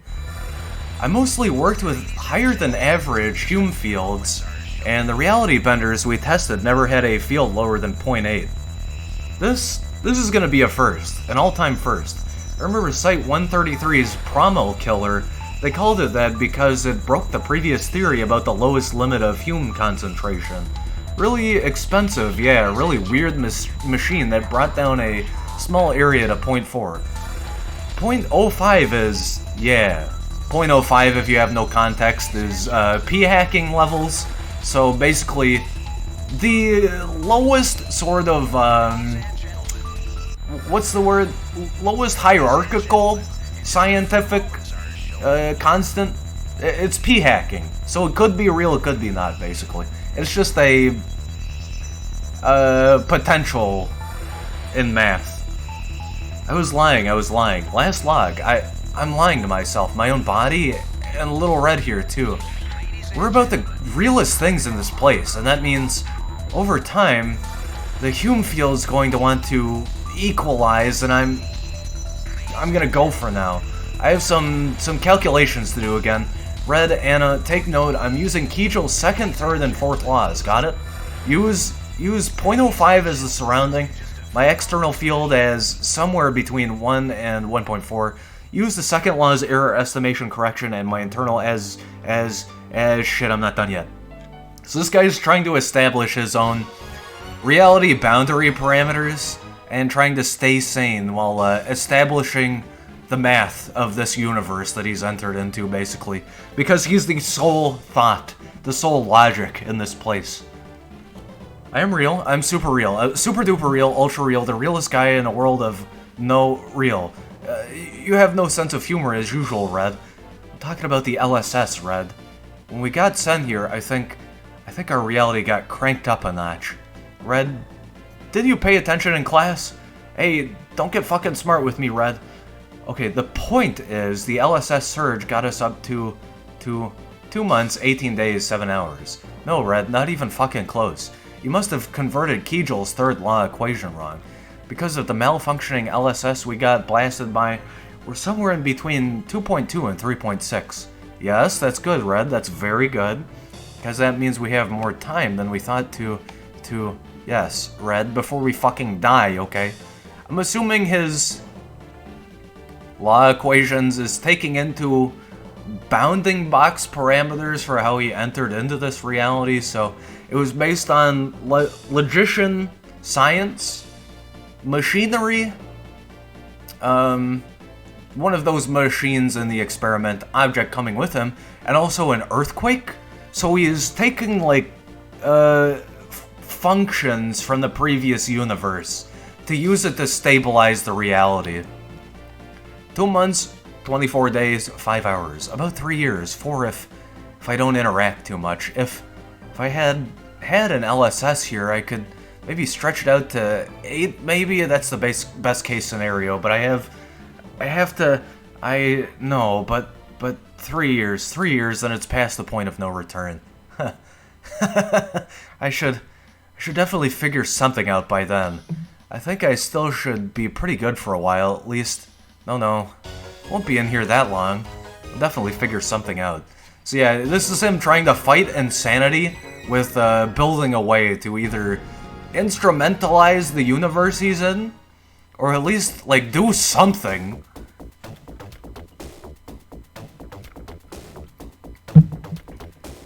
Anna, what would we do with a case like this? I need your help, honey. That tingling I've been feeling. That's my Hume field diffusing, my reality fading. 3 years. I need to stabilize myself within 3 years.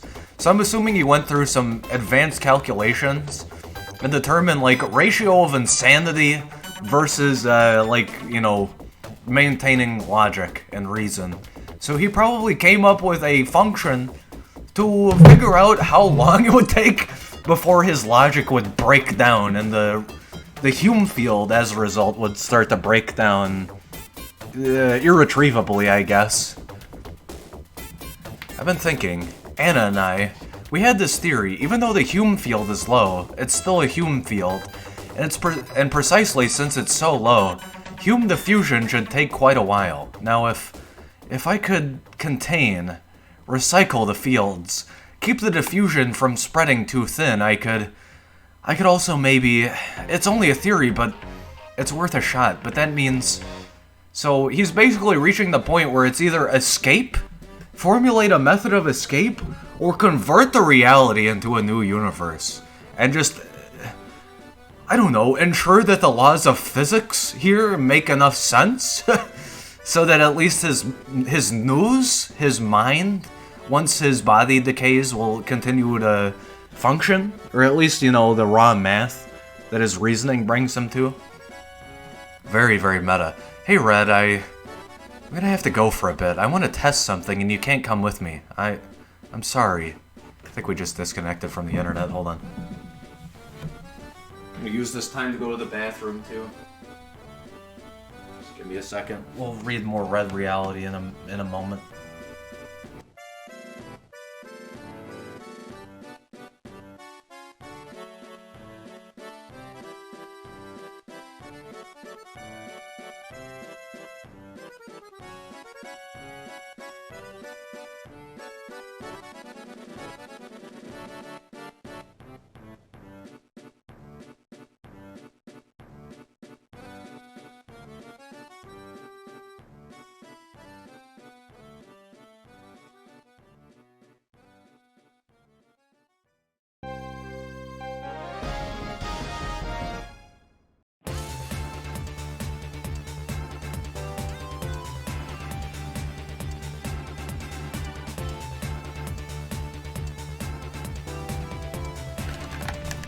Alright, I'm back. I just gotta reconnect to the internet really quick so Twitch doesn't miss this. Hey, good thing I was logged into old school RuneScape. Wait, what? No, I think it just automatically logged out. That's what happened. That's silly.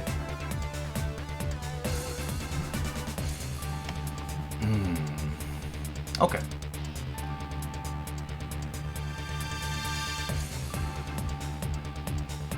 I'm sorry. No, Red, I'm really, really sorry. I want you to come, I do, but if we're together, the diffusion will increase faster. We both need as much time as possible.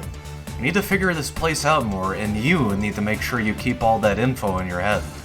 So I think he's like trying to say he needs to both, for research purposes, distance check the boundaries in this reality, and also make it so he doesn't confer all of his consciousness into this thing. Because I would assume the Hume level would break down faster if he continues to talk to the object, the blinking red light on the panel, to a point where he would go insane faster, and thus the red light in the panel would be the only logical Hume object. The only, like, logic thinking thing.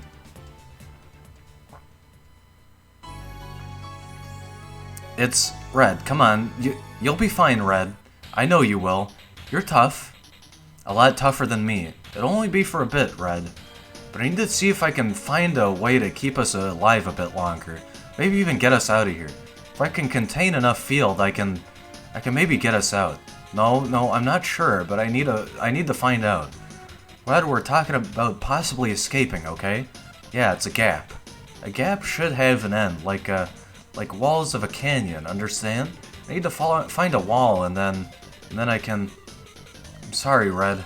I hope we're still friends when I come back. I'm going now. I'm going now. I'll see you soon. Okay, access file. Scranton 3001 log section 3. 6 months, 10 days, 5 hours. Hello again, Little Red. It's been a while. You know, thinking back, I don't know what the hell I was so excited about. This place is... God, this place. This place is fucking hell. There's no end. It just goes on and on and on. I traveled in one goddamn direction for 2 damn months. God, I'm so fucking stupid. Why did I think I could get out? I'm thinking like those old European shits that thought the end of the world was at the horizon. Fucking stupid, Robin. Just stupid. Just If I let myself fall down long enough, would I eventually hit a bottom? 10 months, 28 days, 15 hours. There's no bottom. And fuck you, Red. I'm sorry, Red. Don't go out. I'm sorry I turned you off. Come back. Come back, please. I turned 40 today. Happy birthday, Robert. I was adopted. Did you know that? Yeah. My parents left me in a box on the side of a street. Got picked up by some American couple. Which explains my not-so-Chinese names. I don't even know my original last name. Just thought I'd share. How about you, Red? Anna and I met on site in 1988. God, she was beautiful. She still is. It was our eyes. She has beautiful eyes. My eyes are gray. They're boring. But hers... God, they're beautiful. Do you think she's still worried about me, Little Red? Is she looking for me? You know, Red, you're a great listener, but I never hear you talk about yourself. Come on, don't be shy. There's no one else around, right? Right? I'm sorry, Robert. I'm afraid I can't do that. Red, you're hilarious. Were you married, kids, any family at all, girlfriend, boyfriend? Come on, Red. I won't judge. Just talk to me, please. God, my head hurts. My feet feel like they've been asleep forever. I worked at a comic store as a kid. So much cheaper back then. And I got free stuff at the end of the week. And I got free stuff at the end of each week. I like Spider-Man the best. Nice. Sick reference. Spider-Man being like one of the originations for the Marvel Cinematic Universe. Cool. I was in a box. Side of the street. What the fuck? No. Red, have you seen my picture? The picture, Red. Anna's picture. Where is... Come on. Where... Anna! Anna! Where did... No. Please, no. Please, no. Anything, but please. It's fading. She's fading. Please, Anna, no. Please, come on, sweetie. Stay here. It's too soon. My math isn't wrong. It's not wrong. You should be fine. Anna! Can't hold you. Come back. Anna, sweetie, honey, Anna, please. I need you, please don't go. I'm here, I'm still here. Red, get help. Anna, please, don't go, don't. Black hair, green eyes, 160. Black hair, green eyes, 160. Black hair, green eyes, 160. Black hair, green eyes, 160. Black hair, green eyes, 160. Black hair, green eyes, 160. Black hair, green eyes, 160. Black hair, green eyes, 160. Black hair, green eyes, 160. Black hair, green eyes, 160. Dr. Scranton repeats this for 3 hours. Anna and I got married in 91. Couldn't really get the nicest suit and dress we wanted because of work, but damn, we both looked great. Anna looked better, of course. We just danced the whole night and got the whole week off. Even a job like mine lets you enjoy your honeymoon. So, come on, Red, open up. Put her there, high five, come on. Come on, Red. 1 year, 2 months, 27 days. The next recordings only play the control panel's automated voice giving times, with intervals of 1 to 3 days, with several month-long gaps in between as well. Also intermixed are Dr. Scranton sobbing, screaming, and mumbling. These recordings continue until the time reading reaches 2 years, 7 months, and 28 days, after which they cease to pick up any sound until 2 months later. Access file Scranton 3001 Section 4. 3001 log Section 4.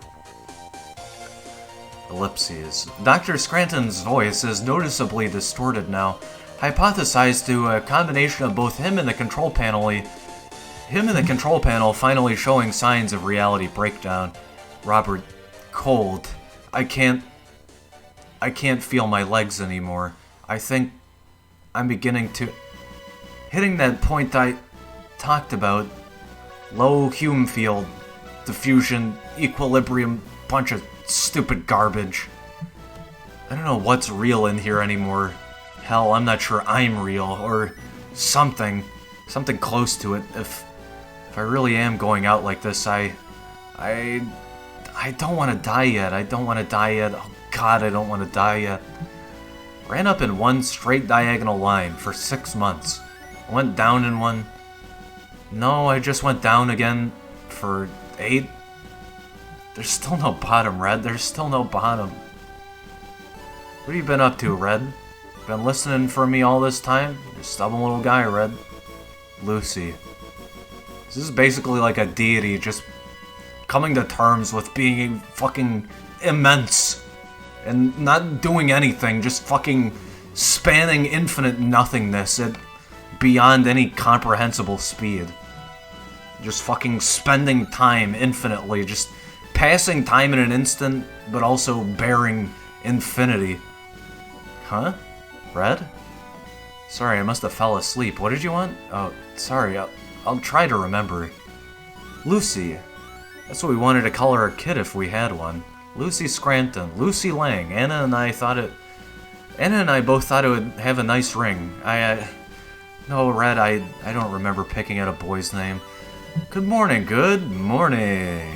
We've talked the whole through. Man, I really suck at tap dancing. Can't feel my feet at all. Okay, you try then, Red. Cagel's law states that Hume fields diffuse. Cagel's law states that my balls will eventually fall off if this keeps up. Anna Bobana. She hated that song, and I loved to tease her with it. Anna Bobana, banana canna. Actually became a joke between us, did you know? We made it the words that turn you on.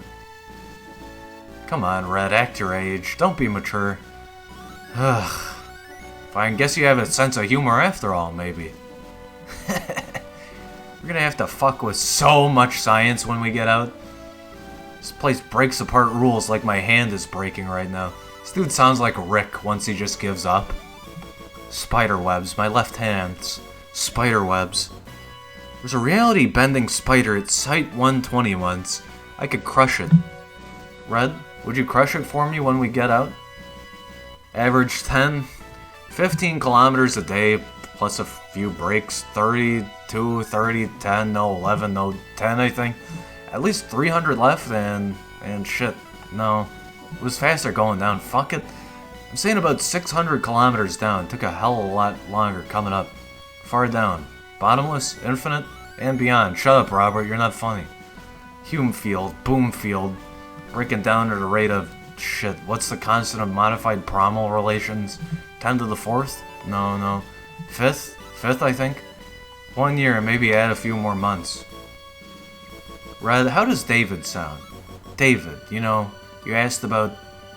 Yeah, that. Sorry I woke you. Like hallucinating or dreaming that the red light's talking to him. My hands. My hands are going through each other. Red,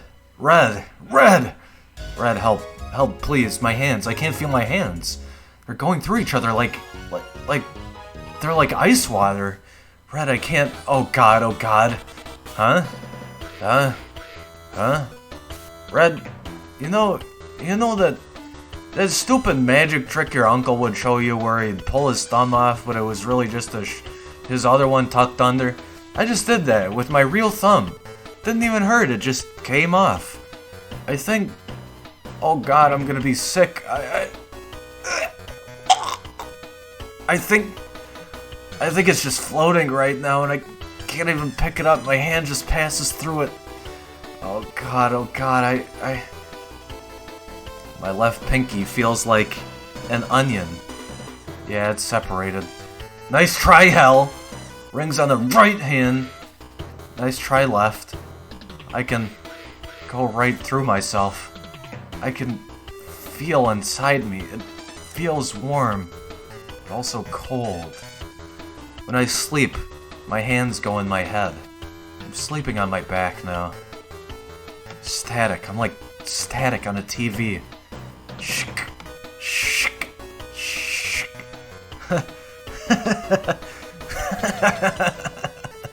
Oh, I only need one kidney, right? Right? Red, look at this! Let me keep my heart. Just my heart, that's all I want. Lucy, David, are you there? I want to see you. Lucy, David, that's not fair. Come on, hey, quit messing around. I was joking when I said that, I was joking. Come on, that's fucked up, I was joking. I'm a man, be a man, Robert. You're a man, what the fuck? Anna,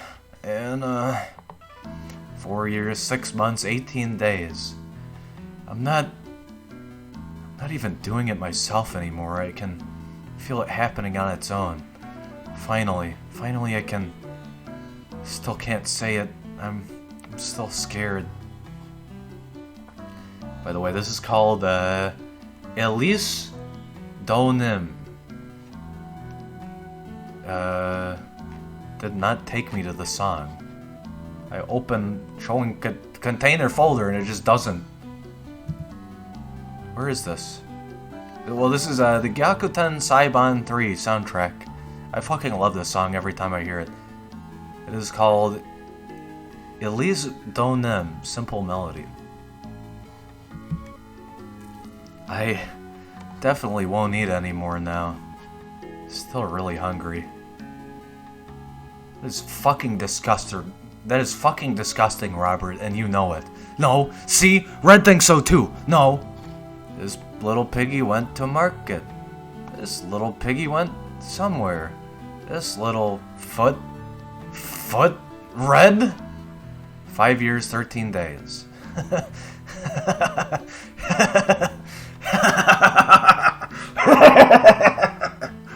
5 years, 14 days. 5 years, 15 days. 5 years, 15 days. 5 years, 15 days. 5 years, 15 days. 5 years, 15 days. 5 years, 15 days. 5 years, 15 days. Stop it, you're hurting me. 5 years, 19 days. Feeling better now, Red, sorry. How do you do it, Red? Keep it together. Spill it out, I need some help here. I need some help. Red, come on. Don't do that, don't go.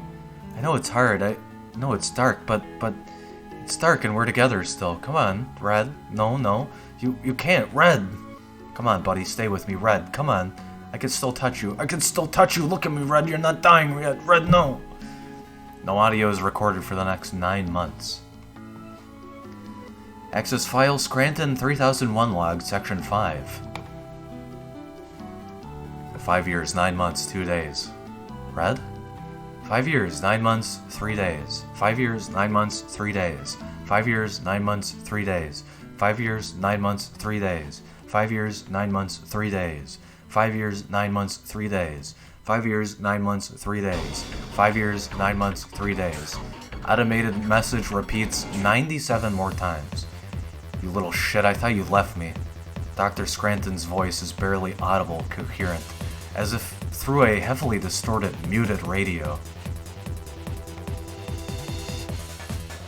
It's hard to say, Red, but there's not much left here. It's been hard. I've 184. I've tried to kill myself 184 times. It didn't work. None of them worked. I don't even know how much there is of me anymore. At least 1 foot because I can move. Maybe a few leg muscles too, but I'm wobbly. Insides are shit. Still a heart, maybe a lung. This place really won't let me stop. Tired. I did die, Red. Come on, Red, don't look at me like... I don't want your pity. I don't want shock or anger or fear or I can't... 224, I miscounted. 1, 2, 3, 4. Dr. Scranton counts from 1 to 220 through 245 several times over for the next 13 hours. I died a lot. I tried to suffocate, I tried to snap my neck, I tried to bite myself apart, and this place is not real. I left, I saw myself on the ground, and I couldn't go anywhere, I couldn't leave. There's no way to leave. I just floated back down, and each damn time there was less and less of me. Oh god, how much more can I take away and still live? So he's actually metaphysically dying and coming back. Because there's nowhere for it to go. His, like, corporeal form is so solid that it just returns to the carapace. So why are you backing out? What do you want to tell me? 5 years, 9 months, 12 days. This place is getting smaller, Red. Do you somehow do this?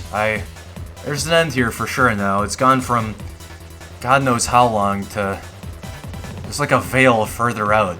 And when I touched it, it hurt like hell. Red, what's going on? It's not dark. That border or whatever is getting brighter, and I mean, it's still fucking dark, but... Oh god, I can actually see something now. Oh god, what the fuck is this? Oh god, I didn't know it was this bad. Oh god, oh god. Oh god, there's so much gone. So I'm assuming at this point, the Hume level has degraded and yet re-stabilized, because I think the red light's box, the black box if you will, whatever recording mechanism that has been feedback looping on itself and like glitching, but still like recording the date and saying the date, despite degrading in Hume levels, has also taken over part of the reality constant. So he's become like solid state computing in mind, kind of, and whatever the storage is remaining on red has also become one with him. So I think he's seeing the boundaries of the storage space, and whatever the recording mechanism is has just logically feedback looped into fusing him with the red light. So the red light, the universe, and this guy are all the same anomaly at this point. I think his Hume level is stabilized. 5 years, 10 months, 10 days. Red, you're solid. Like, no, you're really fucking solid. You're real. And I am real too only when I touch you, but Red, it really hurts when I do. I think that if I touch you, I might fall apart. You really fucking hurt, Red. Jesus Christ, you hurt. The fuck is going on? About 3 kilometer in radius enclosing. Is this something like Kegel's fourth law? But what the hell is taking it? Hey! I'm in here still, stop! I'm causing a collapse, hey! 2 kilometers, oh god, what's gonna happen when it closes? Damn it, Red, you hurt! Not collapsing waves, they're... Waves? What? Robert, you are a goddamn genius. Not walls, windows, open windows. 5 years, 10 months, 28 days. Anna, can you hear me? These waves, this place. Okay, imagine 2 realities as 2 pieces of paper stuck together. This place is the space squished between. There should only be 2 realities parallel, but this place is a tiny but infinite third in between. Like, what would happen if you fell into a hole crossing a bridge from point A to point B? Remember Class C wormholes? Those theories about a wormhole that was full of goddamn holes. I think this is where one of those holes leads. It doesn't lead to a different universe, it leads to nothing. A dead end. This place is a dead end, Class C broken entry. These waves. Wherever they're coming from, they're from some parallel reality interacting with this place, displacing this in-between place every so slightly, and they're all pushing on me in red.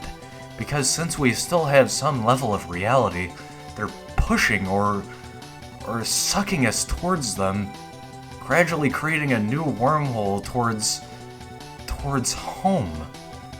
What's going to happen to me when I go back, when the window closes?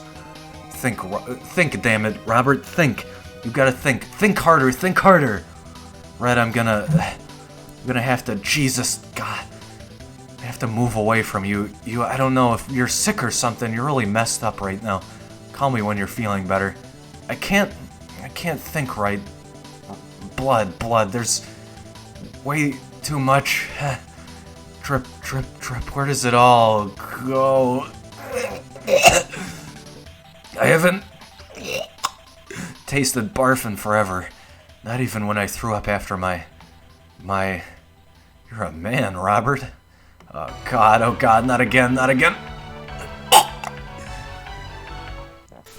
How could I be throwing up this much, Red?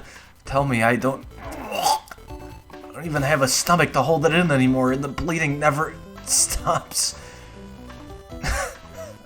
Dr. Scranton breaks down into crying for the next 2 hours. Yeah, I know that feel. When you're throwing up too much and you just can't control it, fuck.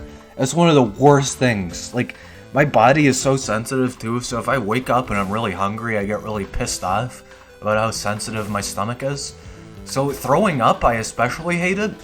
And when it's like uncontrollable, well, I guess most of the time it is anyway, but like uncontrollable convulsive barf, and it just keeps coming, oh, I fucking hate that. But better now. Thinking straight. Red, I don't know if I'm ready to go back anywhere yet. 5 years, 11 months, 3 days. No, Red, I'm not being selfish. It wasn't you. It was these goddamn waves coming in. I can't be near them. Red, look at me. See this? Red, look at me. Look! I can't be near them. They'll kill me. I passed the 3 years quite a while back, remember? Because even after all this time, I don't want to die, Red. I'm still scared. Red, I'm scared, okay? You wouldn't understand. You're not human, Red.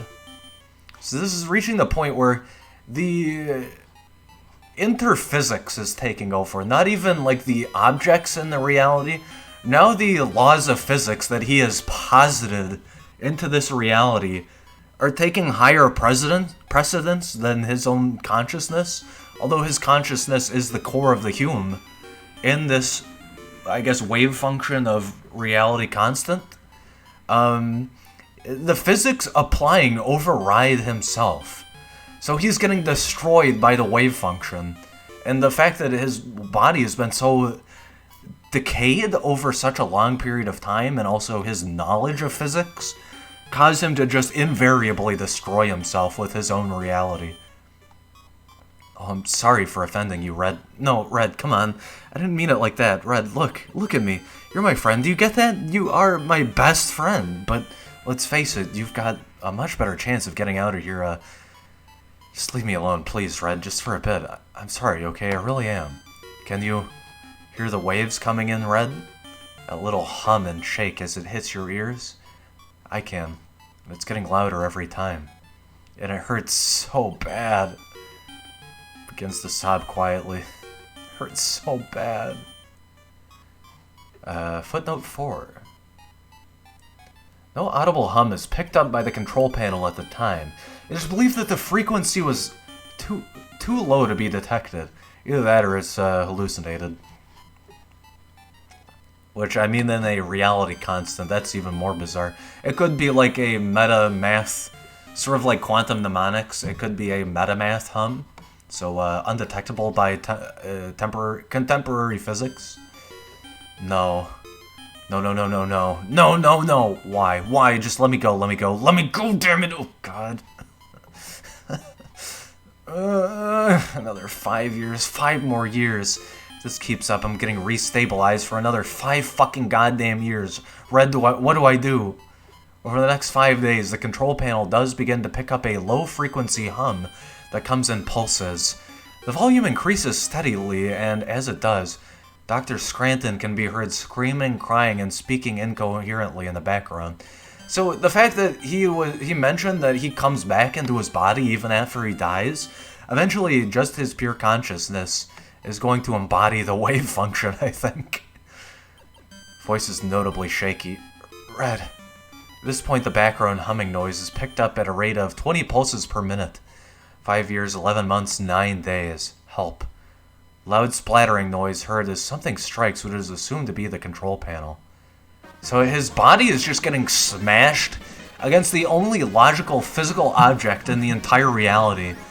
And the size of the reality is closing as well. So he's just coming back, and he's dying and coming back and dying and coming back until eventually he just turns into space dust, I guess. Complete silence for 5 days. Pulses increase in volume as well as frequency to 30 per minute. Loud splattering noise. Red. Dr. Scranton's voice is extremely slurred, almost incomprehensible. Red. Red, give me your leg, I need support. Red, give me your lever, arm, hand. Red, I need to see better, give me your light. No, sorry, no. No light needed, got it, sorry, something else. Anna. So I think his body doesn't even exist anymore. I want to see pretty eyes. Anna. Anna, give me your eye, I only have one. Anna, give me your lips, I want to kiss you again. Anna, give me your tongue, I'm hungry. Clicks tongue multiple times. Breaks down into a mix of quiet laughter and sobbing. Anna, spare a toe? Wobbly. Anna, give me your brain, I only have half! Humming measured at 46 pulses a minute. Sobbing, whispering. Sorry, Anna, I didn't mean it. I'm sorry, I'm so sorry. I'm sorry, I'm so scary. I'm sorry, I'm so sorry. Anna. Voice breaks. Anna, can I hold your hand? I lost my ring. Sobbing. Whispering. It's okay, baby, it's okay. I'll find another way out. There's still enough of me left to... Shaky laughter, his voice breaks. Another 5 years. 5 more years to figure something out. Laughter breaks down into crying that gradually goes silent over the next hour. Quiet sobbing. Not yet, Red, please. I know you want to go. I'm not ready yet. I'm not splattering noise heard. I love you, Red. I love you, Anna. 5 years, 11 months, 20 days. Hum is now up to 60 pulses per minute. Quiet sob. Nah. Dr. Scranton's speech pattern is almost regular. Loud metallic bang heard followed by a splattering noise as something strikes the control panel once again. 5 years, 11 months, 21 days. On December 23rd, 2005, the LSS control panel spontaneously appeared back within the Site-120 testing facility, Reality Lab A. Ellipses. Dr. Initial Hume field readings of the anchor are stable. Output readings are 2.3 with a 0.001% fluctuation.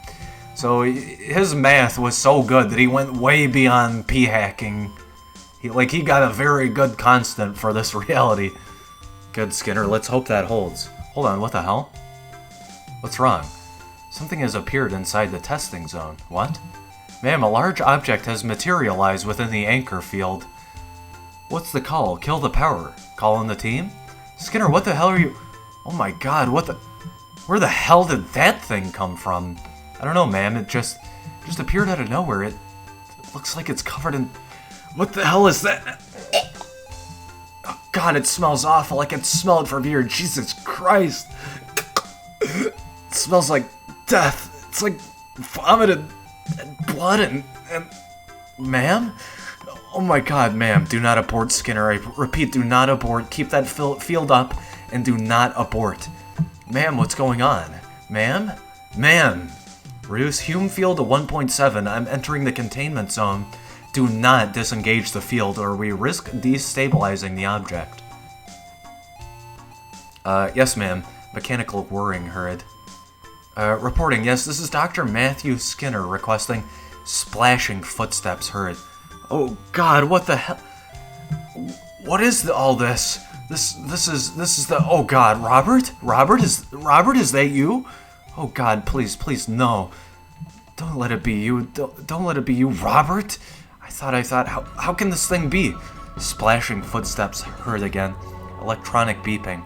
Ma'am, what are you doing? You shouldn't touch. This is the Lang-Scranton Stabilizer Interface. Welcome back, Dr. Lang. What would you like to access audio log? Playback starting January 2, 2000. Squishing noise heard. Oh god, what the hell happened to this thing? It's like someone exploded on it. It's like... That's... Oh god, is that... Oh god, please, no. Please don't be the... It's gray, his gray. Oh god. Where's the other? Accessing audio files. Please verbally state your password to continue, Dr. Lang. Voice begins to break. Password. Password is Bobana. Oh my god, it's everywhere. What the hell? Request acknowledged. Processing. I'm sorry, there are no audio logs for January 2, 2000. Dr. Scranton accessed log on January 13, 2000 via voice recognition at time metallic slam. Play back now, damn it. Play it back. Sobbing. Oh god, Robert, sweetie. What happened to... Confirm, Dr. Lang. Retrieving audio files. Ma'am, you really shouldn't be touching that barehanded. It could be hazardous. You should wait for the cleaning team to... There's so much blood here. There's so much. Honey, are you okay? Where did you go? Oh god, oh god, oh god. Sound of splattering and squeaking as if wiping away fluid. Oh god, there's so much blood. Squishing noise. What? Oh my. Choking gasp, then silence for 20 seconds. Ma'am, Dr. Lang, please, step away from his hand, his ring, it just fell to the... Ma'am, what? Oh shit, oh Jesus Christ. Dr. Lang, step away, please, come back. We'll get you out of here for now, everything will be alright. Files retrieved, Dr. Lang, playing now. Dr. Lang, please, come with me, we'll get help. You hear me? Dr. Lang, can you hear me? Dr. Lang. Name, Robert Scranton, age 39. Birthday, September 9th, 1961. Favorite color, blue. Favorite song, Living on a Prayer. Wife, Anna.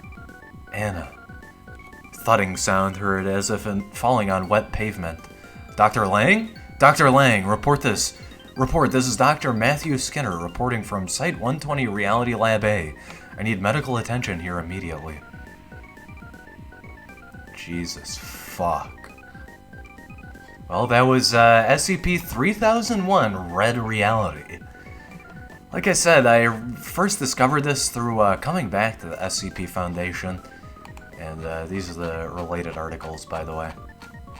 Is this like mechanics for this? I think this might be reality mechanics. Interesting.